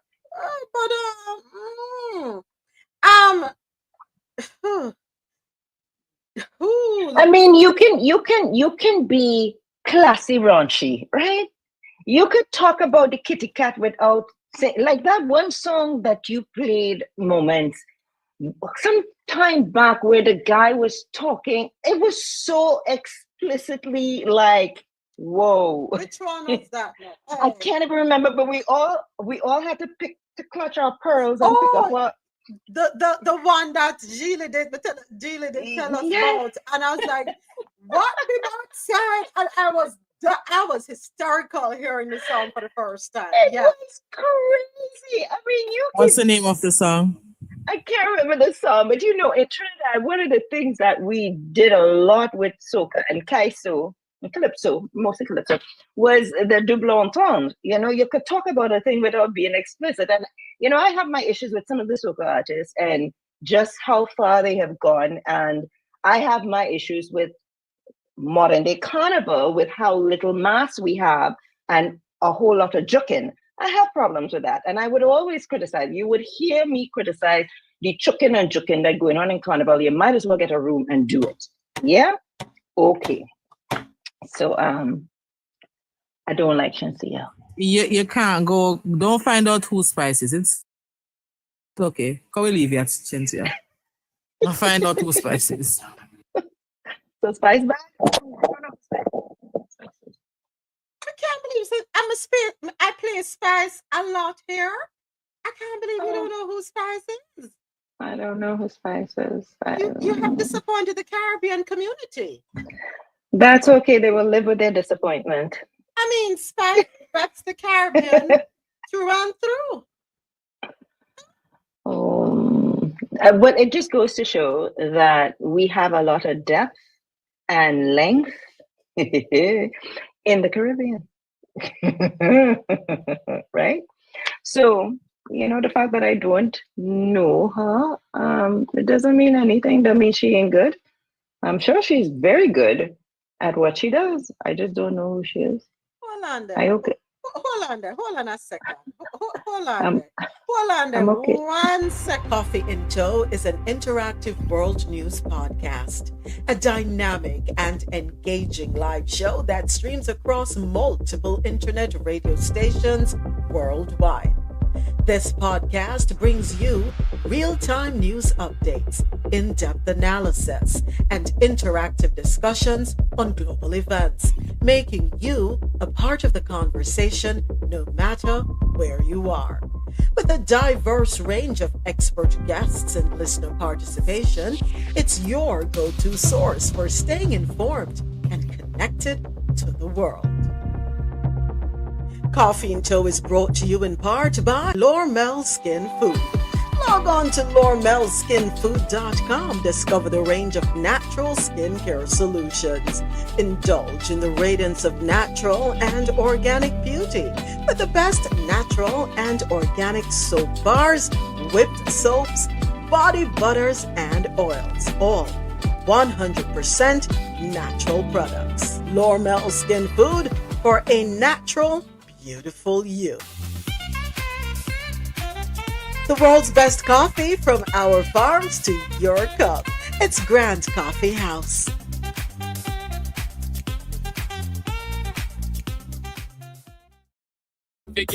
Coffee in Tow is an interactive world news podcast, a dynamic and engaging live show that streams across multiple internet radio stations worldwide.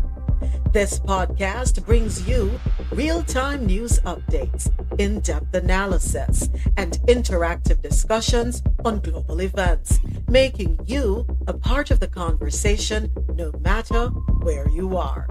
With a diverse range of expert guests and listener participation, it's your go-to source for staying informed and connected to the world. Coffee in Tow is brought to you in part by Lormel Skin Food. Log on to lormelskinfood.com. Discover the range of natural skincare solutions. Indulge in the radiance of natural and organic beauty with the best natural and organic soap bars, whipped soaps, body butters, and oils. All 100% natural products. Lormel Skin Food for a natural, beautiful you. The world's best coffee from our farms to your cup. It's Grand Coffee House.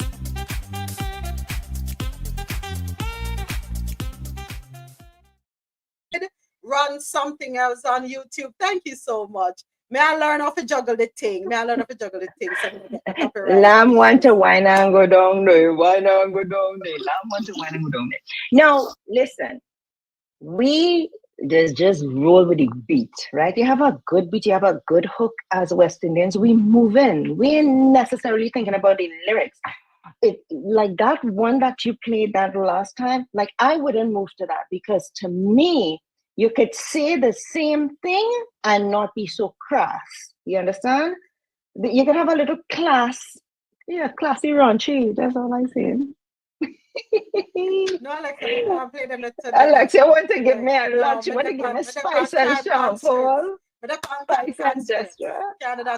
No, we just say, right? Spice raunchy, but she have a catalog.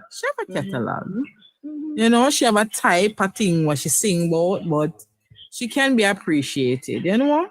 But again, it's either everybody have different tastes in music and we all have to just be that, you know, because I'm Jamaican, but a lot of the dancehall that's happening now I cannot listen to it when it go mash up my brain cell them. Yeah, it go mad me out. So I don't touch it. You know, that is crack and crack is whack. I don't touch it. Hey. So. Remember, we're on TikTok. Don't make them flag me.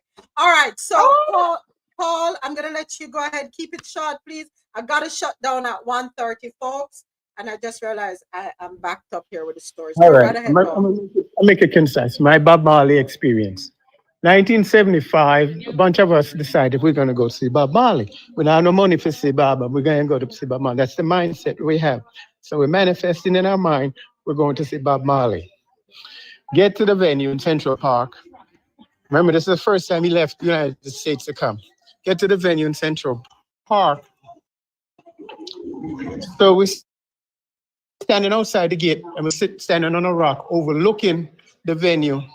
And then what ended up happening, the security guard that was guarding the gate, a dread, decides, say, watch out, who opened the door? We're standing outside, we rush in, we close back the door, we jump in and act like students and grab a seat. Feel like we're dead already. Then, you know, if you've been to these concerts, spliff going up and down the aisle. Okay, I'll give a definition of spliff for the non-Jamaicans. Mary J. We know it's MJ at the time. So now it goes back up and down the line. So now we're settled in, we're comfortable inside the venue. We go down to the front. Everybody know, you know, concert, they call it the pit. The front section of the concert is the pit. But it had rained early in the day, so it was muddy. Let me tell you something. All the non-Africans that was in the pit took off them clothes. So just imagine in the pit, a bunch of Caucasians butt naked in the pit, dancing to reggae music and the marijuana flowing and all that. Mary Jane. Mary J floating. So I go to the sideline by the stage is the entrance up to the stage. I go there. Guess who come running past me? Bob come running past me. So me heal him up, you know? And then he came back and I greet me. So me say, well, out of nowhere, remember the mindset was to go see Bob Marley, and circumstances along the way open the door. So Am I losing? I'm not hearing Paul. Anybody else hearing Paul? Yeah, he's breaking up. Yeah, he's breaking up. Okay, he must have got a call or something. All right, we'll catch up back with Paul and his Bob Marley experience. Interesting one indeed. Yeah.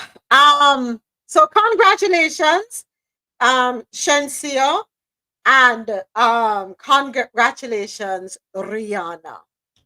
Okay, next up, let us touch on this one out of the Latin American news segment. Trump moves to toughen U.S. policy on Cuba. How much more can it get tough? Or how we can't even talk to that. I'm Hold on a Zach, second. the founder and Let me hear CEO that was Zach. AI is completely transforming developers write All code. right, skip. Okay, come on. What's going on, WSVN? Can we get the sound bite, please, and thank you? All right, let's try this one more time. When they say it Oh, can't Lord. be done, Lord, we Lord, say, Lord, Lord, just Lord, watch Lord, us. Lord, Lord, Lord, Lord, When they Lord. think Let's it's too go. we'll get it done anyway. Put back on the list of state sponsors. Okay, come on. President Trump is looking to turn up the heat on the Cuban government. He's given his cabinet 30 days to review where U.S. policies can be made tougher. Under review, Cuba's treatment of dissidents. Under consideration, restricting financial transactions that benefit the Cuban government and military. The White House also wants to shut down U.S. tourism there and place new restrictions on educational tours. You may recall on his first day in office, Trump ordered Cuba be put back on the list of state sponsors of terror. Really? It's just a distraction. It's a distraction. It's a distraction from something else. Yeah, has to be Adasoji. What is the obsession with Cuba at this point? It is an obsession now, in my humble opinion. We want to create a counterweight to the narrative of the stuff going on with regards to the Middle East. So that's it. This makes absolutely no sense to me. In other news on the international scene, how blood gold is fueling conflict in West Africa. This article, courtesy of BBC.com. It has been a good year for gold. A host of turbulent events in the global economy has driven up prices for the glittery commodity to record highs in 2025. In a world of tariffs and international conflict, gold appeals to investors as one of the few remaining stable assets. Everyone wants a piece of the action, from central banks to large institutions like hedge funds and retail investors. But few know where their gold comes from or much about the conflicts it may be fueling in the countries where it is mined. For the governments of West Africa's Sahel region, the stakes are even higher. Gold is a lifeline for the military juntas of Burkina Faso, Mali, and Niger, who are beleaguered by jihadist insurgencies, regional isolation, and the ravages of climate change. Because gold prices have been at a historic high, the military governments are hoping that they will be able to benefit directly. That's according to Beverly Ochieng, a senior researcher at global consultancy firm Control Risks, when speaking with the BBC. Together, the three Sahel states produce around 230 tons of gold per year, and that is according to the World Gold Council's estimates, about $15 billion. And that is at the current market rate. A lack of records for artisanal and small scale gold mining means that this figure is probably an underestimate. The combined gold production in these three states surpasses any other country in Africa, making the Sahel region a major global contributor to the gold market. The governments say that the proceeds from the lucrative sector are benefiting citizens through increased sovereignty, though Russian firms are increasing their stake in the industry at the expense of Western owned firms. For example, Mali's junta leader, General Assimi Goita, laid the foundation stone last month for a gold refinery, in which a Russian conglomerate, the Yadran Group, will have a minority stake. The refinery will reportedly create 500 direct jobs and 2,000 indirect jobs. Burkina Faso is also building its first ever gold refinery and has set up a state owned mining company requiring firms to give it a 15% stake in their local operations and to transfer skills to the Burkina people. Fake AI media campaigns have been launched to celebrate the country's charismatic 37-year-old military ruler, Captain Ibrahim Traore, for commanding such an important revenue stream for the nation. Mining gold from deepest dirt, but souls are rich and true.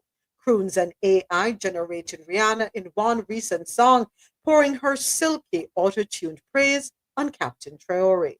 The reality is very different, according to Ms. Ochieng, who explained that Burkina Faso and its neighbors need quick cash to fund counter-insurgency campaigns. In the case of Mali, much of this has been outsourced to Russian mercenaries, including the Wagner Group and its successor, Africa Corps, which falls under the command of Russia's defense ministry. Africa Corps has been involved in military training in Burkina Faso, but the junta officially denies its presence. Although public spending transparency in the countries is poor, the governments are thought to devote large portions of their budgets to national security. Any comments on this one before we have to wrap up on air? Anytime you hear all this, what's the quick check at the top? What's the name of the company Mr. Ocheng was writing for? Something Global Securities, whatever. What's the name? The global consultancy company. Hold on, let me scroll back up. Hold on a second. Is a top paragraph, top paragraph. The first There you go. paragraph? No, it's not in the first paragraph. Not the second either. It says spam article at associates. I Spam know, article. yeah, I just want to make it. There's a This point. is from the BBC. Yeah, there's a point I want to make. Okay. It's a spam. No, there's a point I want to make. Okay, Why go am I on. not seeing it now? Hold on. You- Russian Look for conglomerate. Mr. Ochen. Look for Mr. Ochen. Hold on. Okay, here, because the gold prices have been historically high, the military Ochen. governments are hoping that they'll be able to benefit directly, and that is courtesy of Beverly Ochieng, a senior researcher at a global consultancy firm, Control Risks. That's the name of the company. Okay, so control risk is a euphemism. Usually, what you have is all these Western companies, Western organizations that have been either shut out of the places where they're trying to get into, will start writing what is called a black copy. That's black copy. Is essentially trying to taint the impression you have of the place. You notice how they say, yes, gold is this, gold is... They're not telling you gold is bad, but they're just telling you that the people who are accessing the gold are not... I mean, come on, this is just... This is first level propaganda. I won't even... That kind of stuff, I'm sorry. Sorry. We're not doing business with you. We're not doing business with you. No matter how much you try to write your black copies, it's not going to work. I yield. I'm sorry. Okay. All right. Let me do a quick wrap up and then for the online internet radio stream, and then we'll be right back. Bear with me one moment, please. Oops. Is it me? Hold on a second, folks. Hold on 1 second. I must be losing it. I'm not sure what's going on there. Bear with me one. Okay, here we go. All right, I want to say thank you to everyone listening on QMZRadio.com. For quality music while you work or play, keep it logged on to www.qmzradio.com for that good music to get you through your day. And thank you to everyone listening on madmusichouse.com, any genre, anytime. We'll be back with you tomorrow morning, 9 a.m. Eastern, with another episode of Coffee in Tow, World News on the Go. I do invite you to continue with us until the bottom of the hour on YouTube. And while you're there, subscribe to the Coffee in Tow YouTube channel or join us on TikTok. We're over here. All right, take care. Until then.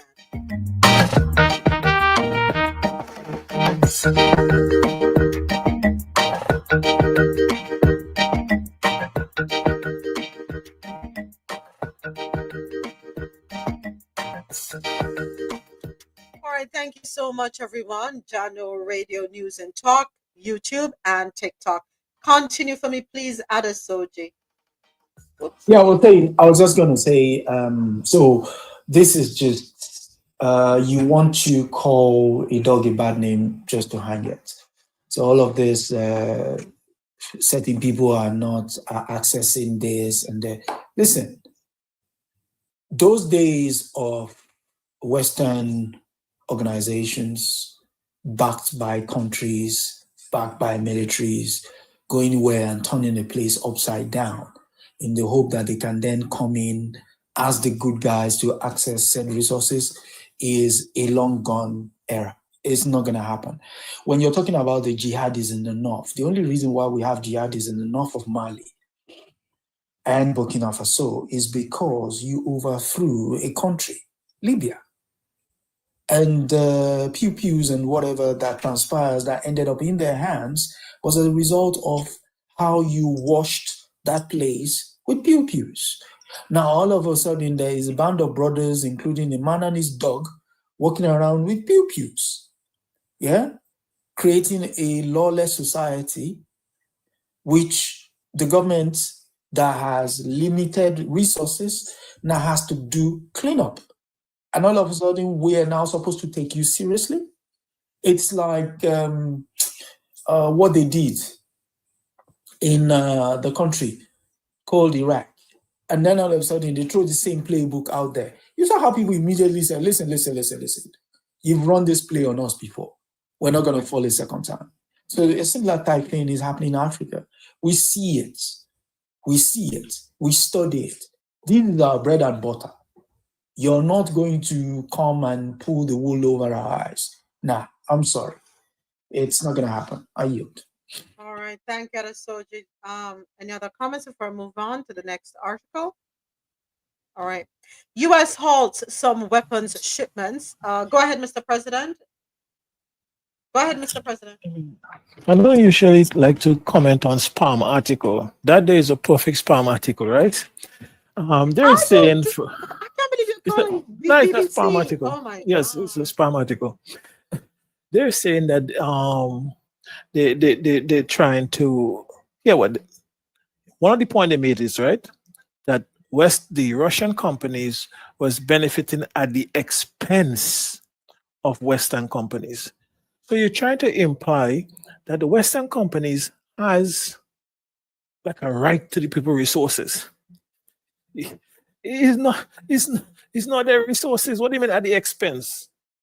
Since when they get this entitlement, they have the right of first refusal for the Sahel state resources. And we're talking about the terrorists. Look at the recent news of the terrorists the people that was captured and so. Look at the amount of people that was France tried to bribe, the soldiers and so all the people that was captured. That's AI generated also. Look at the development that happened in Burkina Faso with the roads, with the factories, with the agriculture. I mean, these are things where you have bloggers, reputable bloggers like Udemaya and those African bloggers and other bloggers on the ground showing you what's going on. And they're talking about AI generated. It's only people that don't know what's going on would fall for this nonsense because they think it's BBC. And more every day, people are realizing BBC and those institutions are not news. It's just another arm of the British government, the media arm of the British government. But it's a nonsense article. The goal is actually working for the people right now. I love what Mali is doing. I love what they're doing in Burkina Faso. And if it was so bad, right? Remember Barrick Gold and those companies that think they had a chokehold on the people? Now that they start to nationalize and take over the gold, they say they will leave. They're begging on their knees now to try to get back in there, even at the new contractual arrangements. Give me a break. I yield. All right. Next up, back to BBC we go. Ukraine fears increased Russian aggression after U.S. halts weapon supply. And this is interesting. All right, let's go ahead and get into this one. Kyiv has warned that an interruption of U.S. weapons shipments will encourage Russia to prolong the war in Ukraine, now in its fourth year. On Tuesday, the White House said that it had cut off some weapons deliveries to Ukraine. The decision was taken to put America's interests first, following a Department of Defense review of U.S. military support and assistance to other countries. That's according to Anna Kelly, who is the White House spokesperson. Ukraine's foreign ministry said in a statement that any delay or procrastination in supporting Ukraine's defense capabilities would only encourage the aggressor to continue war and terror rather than seek peace. It particularly emphasized the need for Kyiv to strengthen its air defenses as Russia continues to pummel the country with missiles and drones on a near nightly basis. A Kyiv-based U.S. diplomat was invited to the foreign ministry for talks on Wednesday. However, Ukraine's Ministry of Defense said it had not received any official notification from the U.S. about the suspension or revision of the weapons deliveries and urged people not to speculate on the basis of partial information. Take it away, gentlemen. Who wants to go first?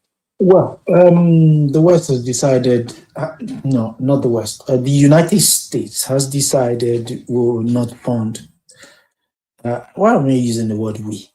They will not fund the debacle that they created, the military industrial complex created in Ukraine.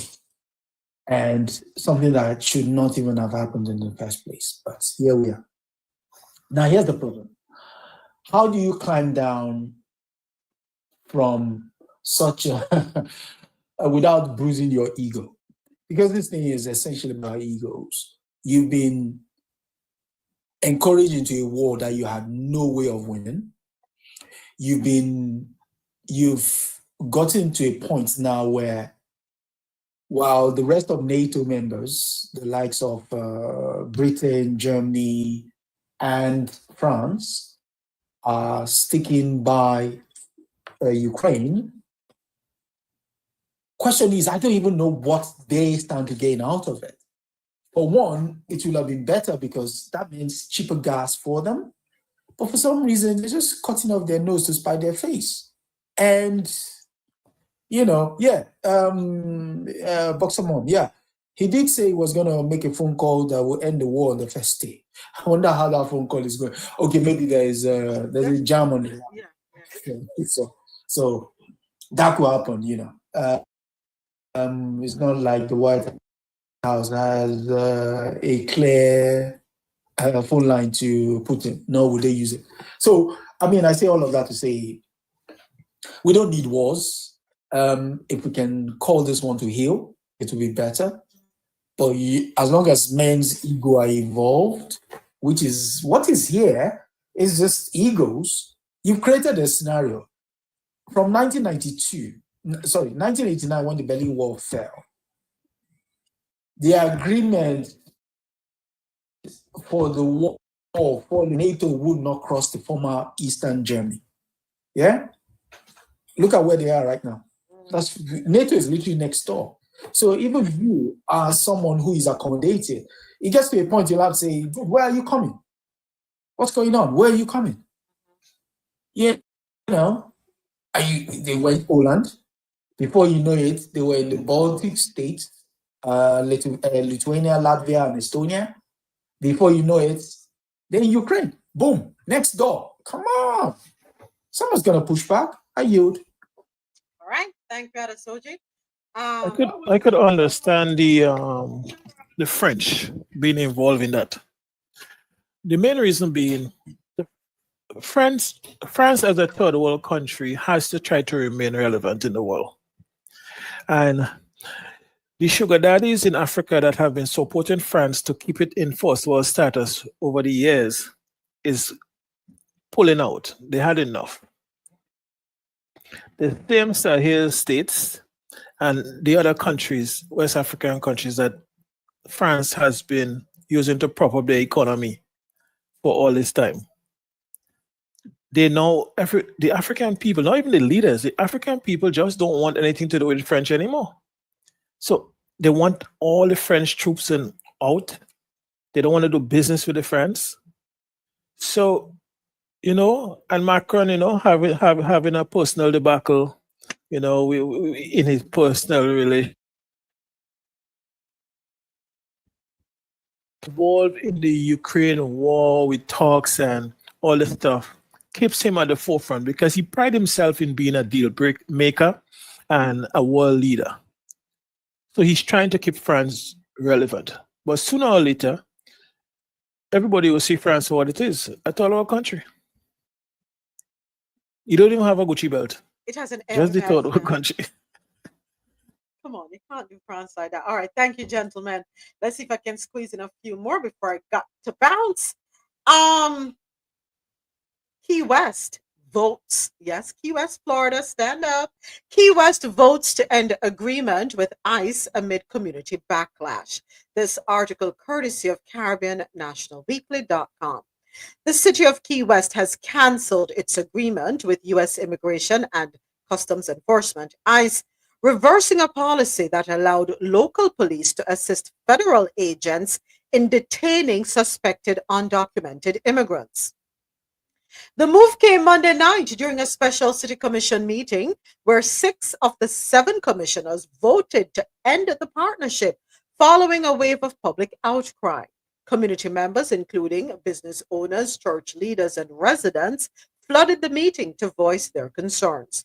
Police Chief Sean Bradenberg, the final speaker of the night, defended the policy, stating that the agreement is now the law under the Trump administration. Commissioners, however, disagreed, describing the arrangement as federal overreach. Key West Commissioner Samuel Kaufman said, "We should not have to fear for political retribution as the basis for us as a city determining policy." Commissioner Lisette Carey was the sole vote against terminating the agreement. Florida Attorney General James Uthmayer quickly responded via social media, warning that the city will soon be hearing from his office. This isn't the first time that the Attorney General for Florida has weighed in on local immigration enforcement. If we remember, last month he sent a 2-page letter to Broward County Sheriff Gregory Toney demanding full cooperation with ICE. The letter was prompted by Toney's remarks at a June 3 budget workshop, where he appeared to distance himself from federal immigration duties by saying, if we remember, the patch on our sleeve says Broward County. We are not ICE. We are not immigration. We do not work for the Department of Justice. I don't work for the President of the United States. I work for the people of this community. Oh, yeah. Back in February, Governor Ron DeSantis had announced that all 67 of Florida's sheriffs had signed a task force model agreement with ICE, expanding the role of deputies under the controversial 287G program, a policy that has increasingly come under scrutiny from civil rights advocates. Key West, stand up! Stand up, Key West, stand up! This is how you know there's a break in the dam. Because if I don't know what the makeup of Florida is. So Key West is predominantly white. Okay. So, which is even more worrying, because if you cannot get your consistency to go along with your dastardly plans, how can you get somebody else who clearly doesn't agree with you politically to do the same thing? So this is where you know that whatever it is they plan for people is not really popular. As saying that certain people have signed up to something, going to create a so-called processing center in the middle of nowhere under the guise of being tough on immigration is just clutching at straws. I yield. Yeah, and great segue. Trump tours Florida immigration lockup and jokes about escapees having to run from alligators. This one, courtesy of WSVN. Let's take a listen. And now at 5, a look inside the controversial compound in the middle of the Everglades. President Trump praising the migrant detention center despite a number of protests against it. 7's Danielle Garcia is live, where the so-called alligator Alcatraz could begin accepting detainees as early as today. Danielle. Olivia Tavares, that's right. Well, President Donald Trump touring this facility yesterday, he was impressed with how quickly it got up and running. He also said he hopes that this could be a model for other states, that maybe they could do the same thing or something similar, of course.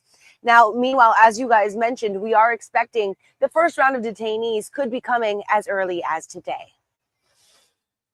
President Donald Trump getting a look at the site dubbed Alligator Alcatraz by some Florida leaders. The commander-in-chief joined by Homeland Security Secretary Kristi Noem and Governor Ron DeSantis. Got it done in how many days? 8 days, a new facility was up and running. An airstrip in the Big Cypress National Preserve, now a migrant holding facility, complete with trailers, heavy-duty tents, and other equipment. It's located in an area surrounded by delicate wetlands and wildlife. The security is amazing, but what's natural and otherwise. We're going to teach them how to run away from an alligator, okay? If they escape prison, how to run away. Don't run in a straight line. Look like this. The trio touring fenced-in sections with the tents already filled with beds. The president calling it a possible model for other sites. But very soon, this facility will house some of the most menacing migrants, some of the most vicious people on the planet. At some point, they might morph into a system where you're going to keep it for a long time. I think we'd like to see them in many states, really, many states. This one, I know Ron's doing a second one, at least a second one. And probably a couple of more. The price tag? An estimated $450 million, some of which is expected to be reimbursed by FEMA. Florida Democrats call this a misuse of public money and the symbolism of alligators as guards barbaric. This is costing us millions and millions of dollars. And again, they're simply just trying to make modern day concentration camps, which is not what the American people asked for. Meanwhile, dozens of protesters at the gate of the site on Tuesday. Like that fish in there, we eat it. Including members of the Seminole tribe who live nearby. For days, Miccosukee tribal leaders have argued the site will damage the ecosystem and land they consider sacred. We're not afraid of the immigrants. We're afraid of the workers who are going to be coming down our roads where our families have camps, where our people live, where our people fish. We aren't safe with ICE. This is the only thing we have left as indigenous people. Our ancestors are out here, buried out here. Our ceremony grounds are out here. I'm very pissed off. It's ugly. It's very ugly.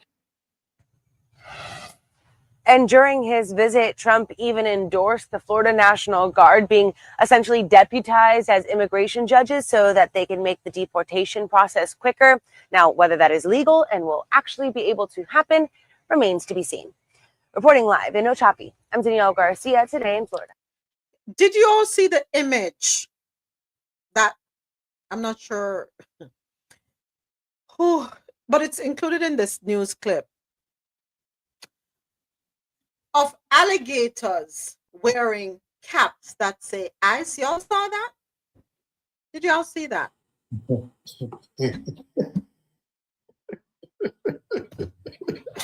I don't know what happened. I love it because, like I said yesterday, why would you subscribe to any comedy channel when you've got this? It's like, sometimes I marvel. I marvel at how they can keep a straight face while they're being stupid at the same time. I just marvel. I marvel. But hey, that's the United States for you. But it was hilarious. It was hilarious to say. Here's the thing, Adesoji. Clearly, right? So a number was set. Clearly, they can't meet the quota because the idea that the country is overrun with criminals is not true.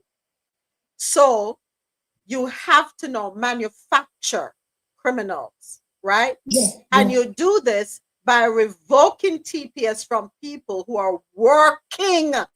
Because where are they going? They're going to job sites to pick up people. Yeah. And so people are working. And when he said the meanest people will be held in a place where the beds are next to each other. And I mean, so the children are the meanest. Yeah, they're the meanest people. Exactly. You see, this is why it's difficult to accept that these people actually understand what they're saying. You know, when people just mouth words and for some reason the brain does not connect to the mouth, or what's it called? The processing chip in between the brain and the mouth is not functioning. And Ron said he's building up a second one. Yeah. And who is going to pay for it? FEMA. FEMA's money is supposed to take care of folks who are impacted by natural disasters. Yeah. No, we're going to take money from FEMA. Where does FEMA get their money from? When you pay your mortgage? Yep, your insurance. When you pay your mortgage and that portion, insurance, it comes out of that. So screw you if your roof blows off and you don't have the money. You don't have $25,000 sitting down somewhere, 30,000, 50,000, 100,000, depending on the size of your house. If you don't have that, just spread a tarpaulin and keep it moving. Boo woo to you. And then Kristi Noem is encouraging self-deportation, said immigrants arriving at the site could still opt to self-deport and board flights to their home countries rather than being held in it. She said she hoped my phone rings off the hook, with other states looking to follow Florida's lead and open similar sites. Was she there in full camo? No, she was there in a black bottom, some light color shoes. I'm gonna forget the top she did have on. But Oh. you know what? One thing I do know, God has a sense of humor. God has a sense of humor. That's why we're able to laugh. Don't be fooled. Next up, farewell to USAID. Reflections on the agency that President Trump dismantled. The Trump administration has made to the U.S. Agency for International Development could result in 14 million deaths over the next 5 years. That's according to a new study released just as USAID shuts down. Today is its last official day. What remains of it will be folded into the State Department. Reporter Ari Daniel has been talking with former high-level officials from USAID who tell him they believe that shuttering the agency is irresponsible. To Andrew Natsios, famine is personal. My great uncle died during the Nazi occupation of Greece from the Greek famine that killed 300,000 or 400,000 people. So there's a tradition in our family of sensitivity to food emergencies in particular. This history helped lead Natsios to work in the field of development. From 2001 to 2006, he served as the USAID administrator under George W. Bush, a time when Natsios says deaths due to famine were declining. And that's because of the evolution of humanitarian response in the world, which is dominated by USAID. The agency has helped predict and respond to food emergencies. But now that what remains of USAID has been moved to the State Department, Natsios worries the infrastructure and personnel for running complex global aid programs, like those that address famine, simply aren't there. I think the State Department is the finest diplomatic institution in the world. However, it's not an aid institution. Who is going to run this system? Santa Claus? Natsios says when there's a famine or a disease outbreak or conflict, people are forced from their homes, and he worries that the decimation of USAID has eliminated a crucial toolset used to handle such crises. So by letting the international system collapse, we are going to increase the pressure on our borders.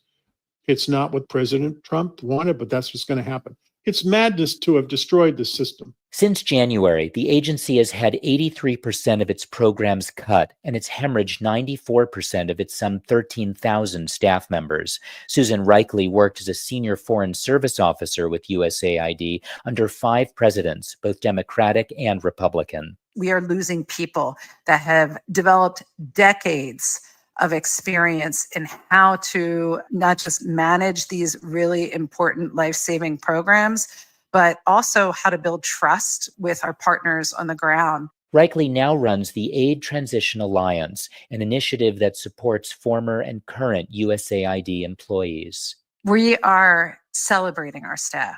We are not mourning our staff. They are deeply patriotic public servants. Reichley says she would have welcomed a thorough review of foreign assistance by the State Department, even if it had come to the same conclusions, but she finds the current approach hasty and reckless. The way it's being done now, as an utter train wreck and a waste of U.S. taxpayer dollars. In a statement from February, the State Department said, quote, USAID has long strayed from its original mission of responsibly advancing American interests abroad.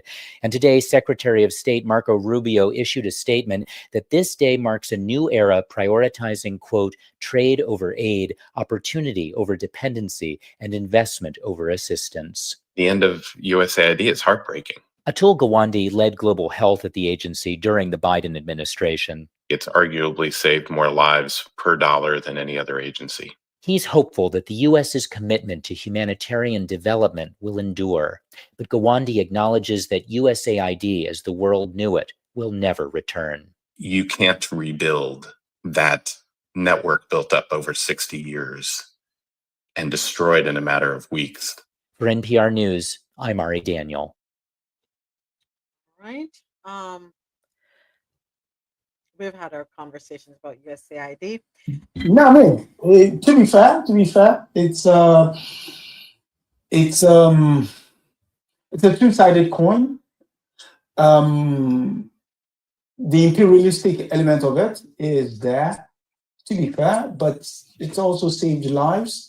I will go back to the AIDS crisis of the 1980s, 89, when there was the African countries were trying to buy drugs from India, cheap viral drugs from India, and the pharma companies in the United States decided to take the countries to court. So the climb down was the US would foot the bill, partly foot the bill. And yes, the companies did make money, but at least lives were saved in the process. Now that stuff is gone.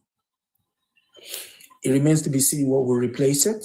I'm sure hopefully some people pick up the slack, but to suddenly just yank that away from people, man, that dude is he is special. He's special. I you. We like the special people at Asoji. All right. We have a quick update before I get into the final article. Remember that one with the woman, the Jamaican woman who was fatally stabbed in Bronx? Well, her boyfriend has been arrested courtesy of Caribbean National Weekly. Go ahead, Soji. No. Oh. I mean, when you read the story yesterday and you think the boyfriend was not considered a suspect, I'm like, yeah, I know. He's not until he is.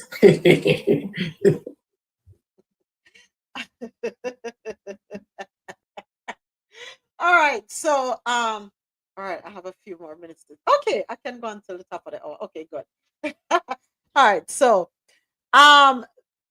yeah, the boyfriend of a Jamaican woman who was fatally stabbed in their shared apartment in the Bronx has been arrested and charged with murder, according to the police. And this article is courtesy of Caribbean National Weekly.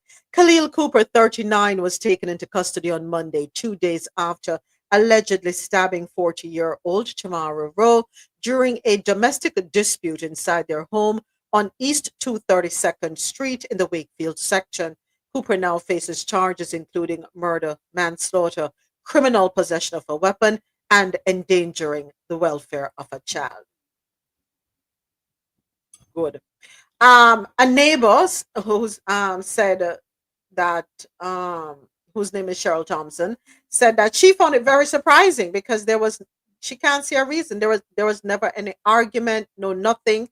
They never fight. Well, Cheryl, my dear, what happened in the confines, we don't know. There are a lot of things you'd be surprised to see going on in some people's homes, my love. You'd be rather surprised. All right. Come up and talk about this one now. Thank you, everyone. Oh, by the way, I have a story for telling you, and I have to say thank you to all of you. I owe all of you a huge thank you. Let me see if I can find it back.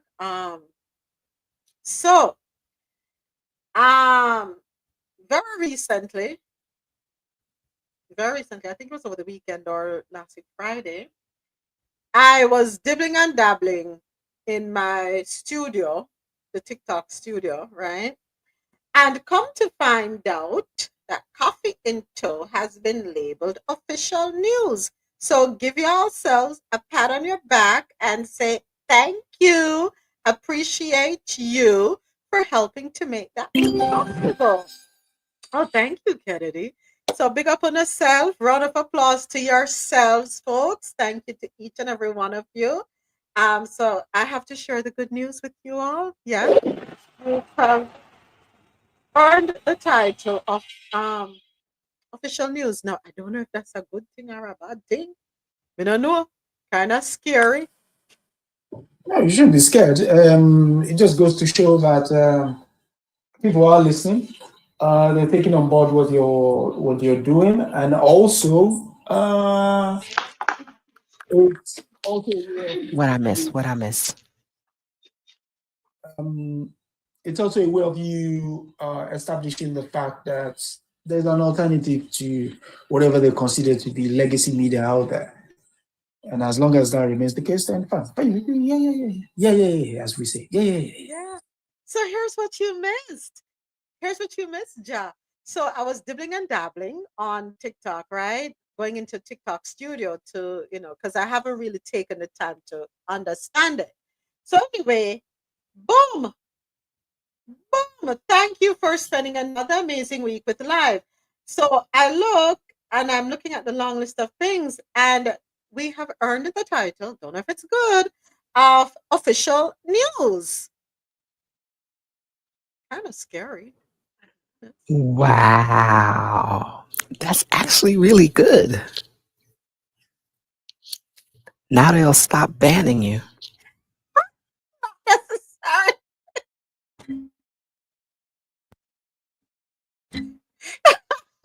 So I'm saying, Ja, I have to say congratulations to all of you, because you all made this possible. This is not no one monkey running no show. This is the doing of all of you who have been rocking with Coffee and Toe from Clubhouse January 2022, making our way over to fan base, and then coming to YouTube this year and to TikTok. Plus, we have to give it up to our internet radio stations who have been rocking with us, right? JanoRadio.com, madmusichouse.com, and QMZRadio.com. Officer, thank you, Jesus. Thank you, Father God. Thank you. You, God, you do this, God. You do this. You do this. Time for t-shirts and merch. Yes, yes, yes. Do you get the category for telling drunker story, Nancy story, and allegory? What category that? Paul, why would you ask that question? Oh, Lord have mercy. I mean, we've come from the days of Where did that come from? That's what I try to understand, Paul. Where did that come from, Paul?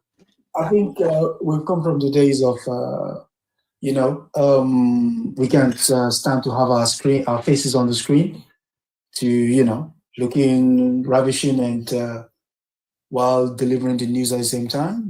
So yeah. So good, so good.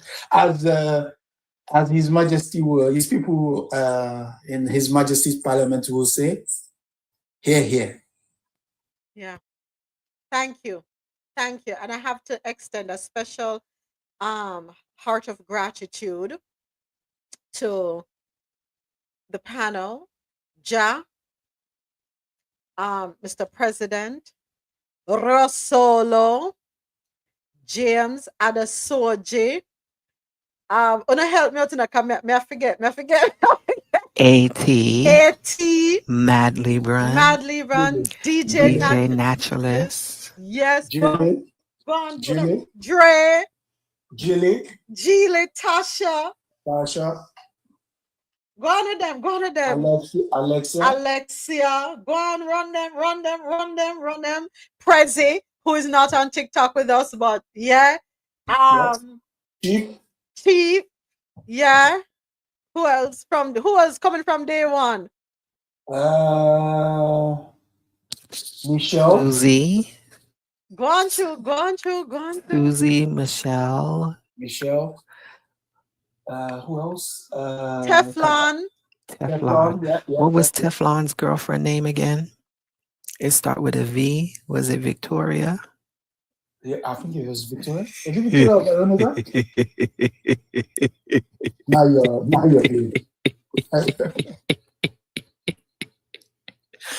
No, what was her name though? Look, didn't she meet us at the first meetup though? So she's been there for a while. She's not here now. Virginia. Thank you, G. Virginia. Oh, okay. Hello. Dre, big up yourself. Who else? Come on, it's Holy Pawino. Holy Pawino. I ride that train in a Fabian. Holy Pawino. Yeah, the day ones, man. And then of course the new family members up to today.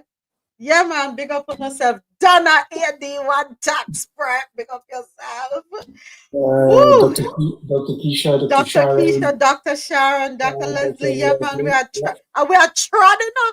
We are trod.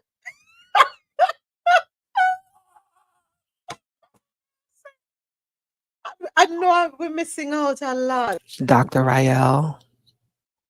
Dr. Rael, yeah. Wait, did you update your resume? What are you talking about, Paul? You have to add it to your resume of accomplishment. Oh, I'm not that girl. Paul, you sound very facetious right now. What's going on with you? I'm not that girl. No, she just been recognized nationally as a news input. But so we have to update one resume and to add it to a portfolio. That's all I'm saying. But you made some comments prior to that. Oh no. I was talking about Anansi's story. If you remember, if you know that allergy Anansi's story and those type of allegory, before we become refined and tuned, you know, we tell Anansi's story to get ourselves well sharpened. I Okay, reserve my time. Paul. Okay, Paul. Yeah. I don't find the joke in that. In the more recent times, we have Sula. Did we say Sula? In more recent times, Ozzy, Niece, Annie M. Huh? Annie M from Clubhouse. Oh yeah. And following us too, we have Boxer Mom. We have Green Eyed Girl. Lord of mercy. The list long. We can't if we leave out a name. Forgive me, people. Forgive me.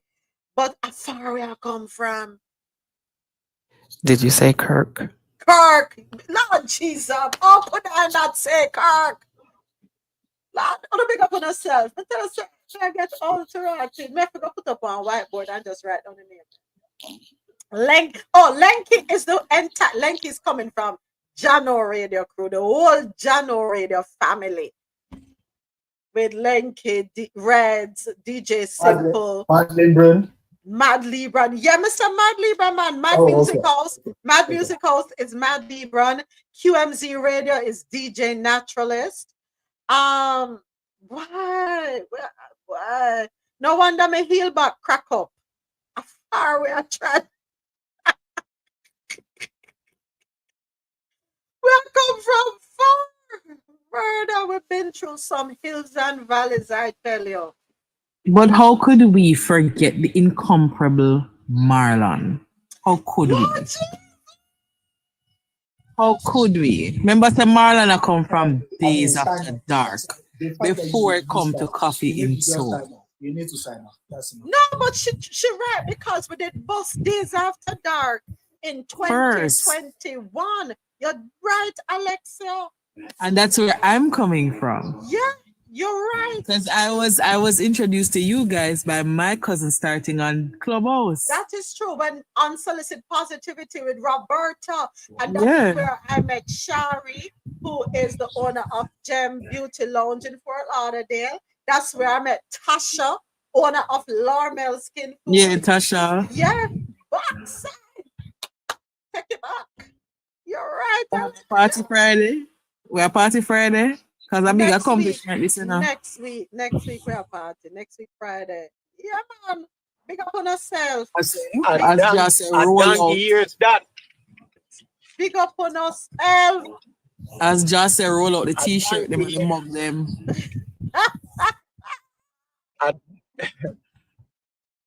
So like a done years that. Wow. Big up on yourself.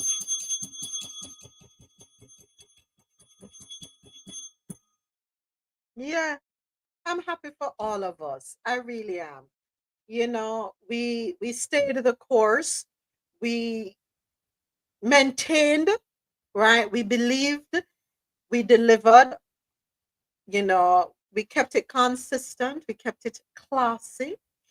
And we're not like our standard for nobody, right? Afo, Sonnet, yes, Mr. President, Michelle, and Jesus, girl. Yeah, man, how far we are chat from. Many started with us, many not with us anymore for one reason or another. But everyone contributed along the way. Everyone contributed along the way, and we cannot ignore their contributions in helping to make Coffee Into possible and making it what it is. And again, I have to say, I am truly, truly appreciative, filled with a lot of gratitude because you all believed in Coffee Into and helped out major, major, major.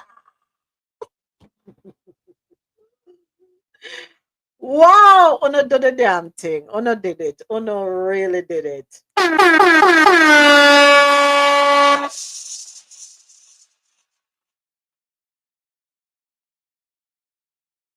Right, so had to share that bit of good news with you all. All right, time for the mix up. Let's get into it. Thank you, thank you, thank you.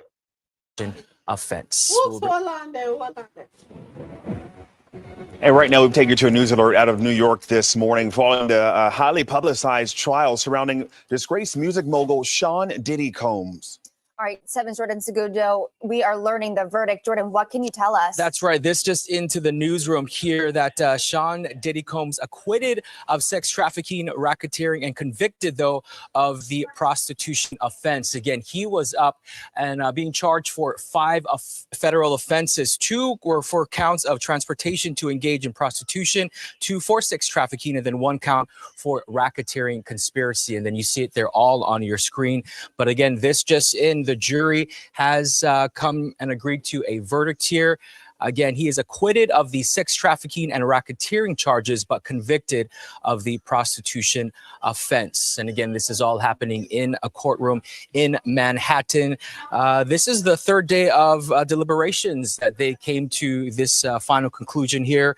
Again, they did have some difficulty coming to the agreement yesterday. So jurors met and deliberated once again this morning. But again, those are the results of this sex trial case against music mogul Sean Diddy Combs. Once again, he has been acquitted of the sex trafficking and racketeering charges and convicted of the prostitution offense. Again, that racketeering charge did come with the possibility of him facing life in prison. But again, he has since been acquitted of that. We'll continue to bring you more of this case as it comes through. But again, there you have it. Once again, the jurors in this case coming up with their verdict, acquitting Sean Diddy Combs of the sex trafficking and racketeering charges, but now convicting him of the prostitution offense. We'll bring you more of this as it comes through into our newsroom. For now, we will send it back to you.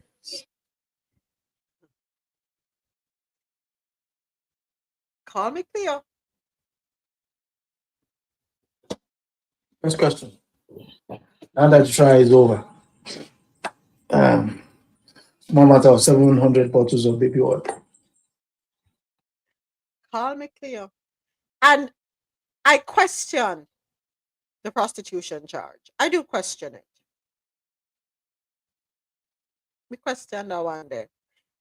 I believe they charged him with that because they felt obligated to charge him with something. That's my honest opinion.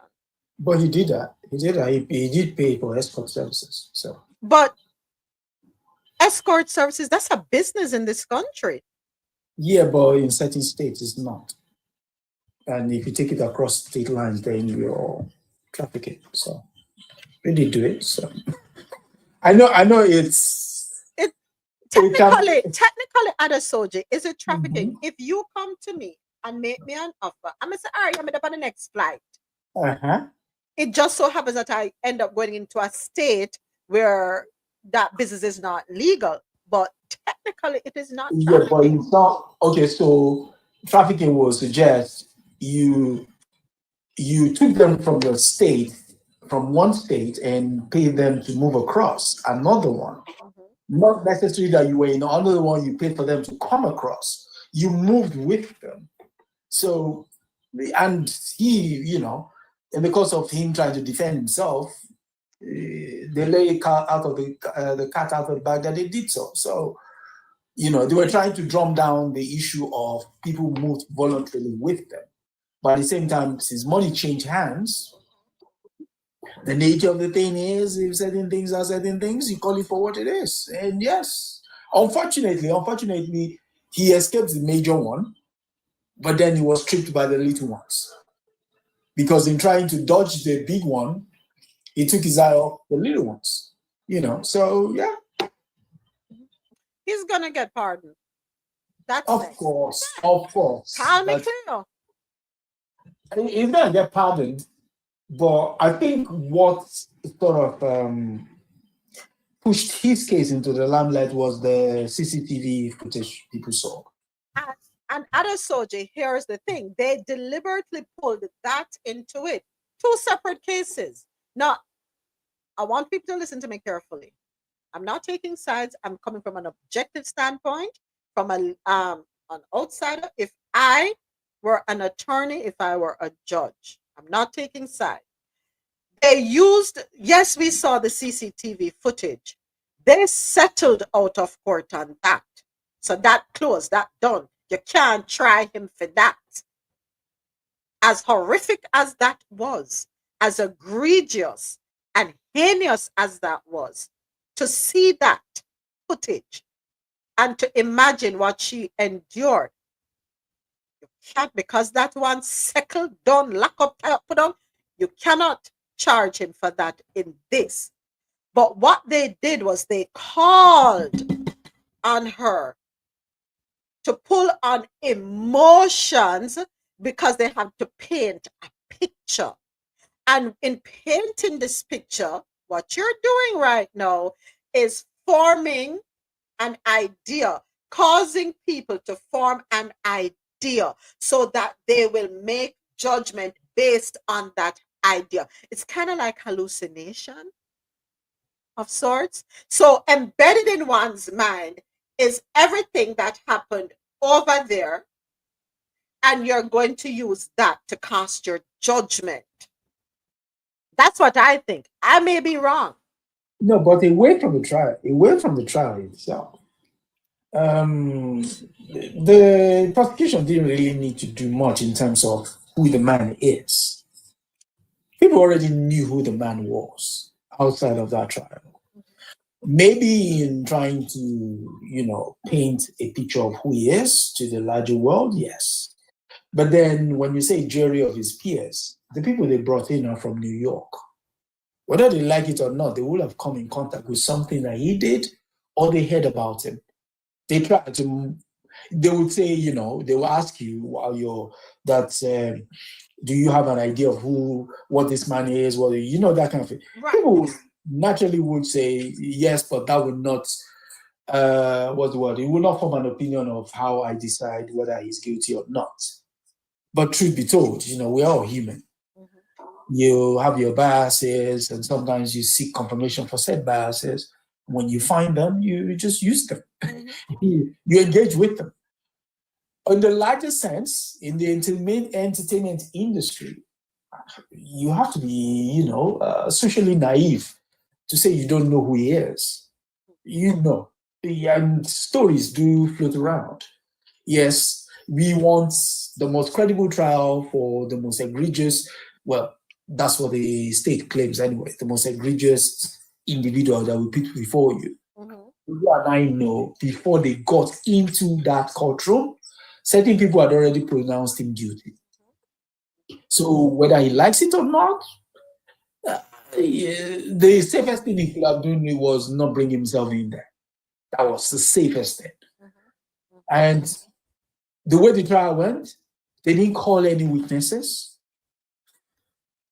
You could read into that what he meant. The fact that you're just defending. Yes, your idea, your job as defense counsels is to push back on whatever, but not able to bring somebody else to corroborate your stance of how you saw things is a silent but loud indictment of your personality. So that would have played into it as well. So look at what Kennedy put in the chat, Adesoji. I think the reason why they didn't call any witnesses is because they knew they had won. Wow. Yeah. No, really, truly, they knew. Okay. They knew that the charges brought against him were not Yes. as cemented as the prosecution thought. You said something earlier. You said the case involving Cassie was done because of what? Why did you say they brought the case? They brought it over to evoke emotion. Okay. But technically, you having to pay that amount of money, you were hoping that case never saw the light of day. Yeah? But unfortunately, it did. Once that case saw the light of day, what I would have done if I were his lawyers was try to look for where he supported charities that supported people who fought against domestic violence to sort of build an idea that was then, but to not do anything at all. Come on. Again, they know what they're. I think they know what they're doing. I think they gambled on that and they won. They sat at the Russian roulette table, and they said, "Okay, this is it." Yeah, he rolled the dice, but the dice came back 1-1s. You know, so I don't know what they were thinking, but yeah, Conga school people. Yeah, Conga school, right? True. You know, so it's like, what are you doing? Yeah. Every time you heard about the case, you heard about what the prosecution was doing, but you never heard the defense. The only thing the defense did was, presumption, overrule. Sorry, I said overrule. Leading the witness. That is elementary stuff. That doesn't say. No, I mean the states. The states wanted him, yeah, but it was almost as if he led himself like lamb to slaughter. What did sorry to cut you? No, that's okay. When OJ in his first trial, yeah, right? Did you not know he did it? Moment. No. Deep down, we all had a feeling. No. Did you know or did not know that he did it? Deep down, we had a feeling. Okay. Okay, let's go with the feeling. You know what my answer. When you saw that Bronco, when you saw that white Bronco on the Los Angeles, exactly, on the Los Angeles freeway, driving down, being chased by. Exactly. Why are you running? Why are you running? Thank you very much. And then they saw you sat in that courtroom. What did you think Johnny Cochran's defense was? And Johnny Cochran wrote about it in his book. He said, we thought, we mauled, and for those who don't know, that is the case that made the Kardashians very popular today, because the father was part of the defense team.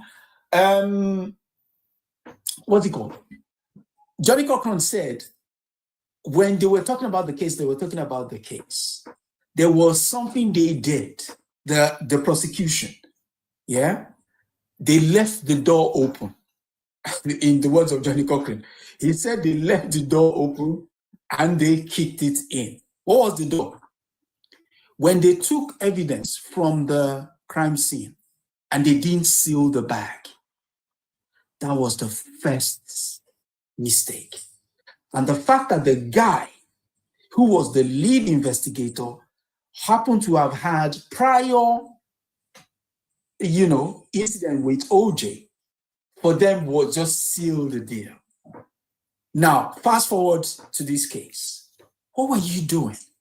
Look around you. I'm not saying, obviously, you can't go against Cassie because Cassie was heavily pregnant. You can't attack a pregnant woman after what they've seen on the video. That would mean, but stay way away from that. Talk about what you've done in the community. Talk about how everything that they're accusing you of, you've counteracted that in the course of you before you come into that case. Nothing, they didn't do that. They didn't do. So they basically just left them open to these guys to decide his fate. And that's what they've done. I yield. Anyone else before I got to wrap up? Kennedy said it was also because they put that our cop on a stand. Okay, I think they should have kept Cassie and her text messages off the stand. The other thing, real quick, Anasoji, what was the point of bringing the baby oil to the courthouse? Because here's the thing, I could have 1 million bottles of baby oil. Okay, so to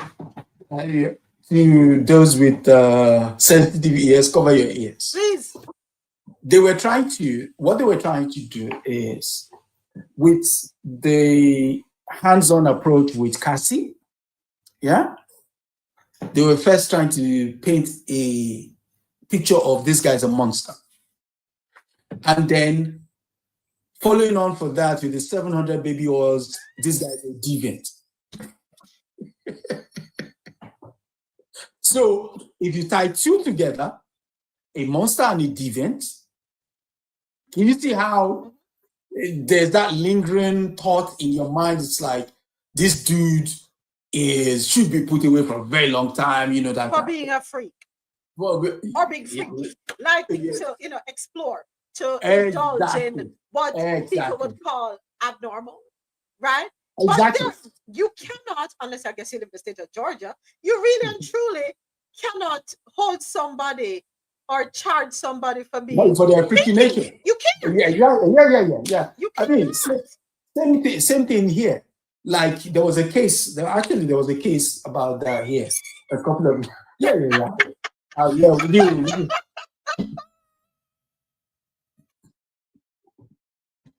Yeah. I'm particular about that. That's some large supply, you know, just line follow, you know. So I mean that's gonna go to waste now. What?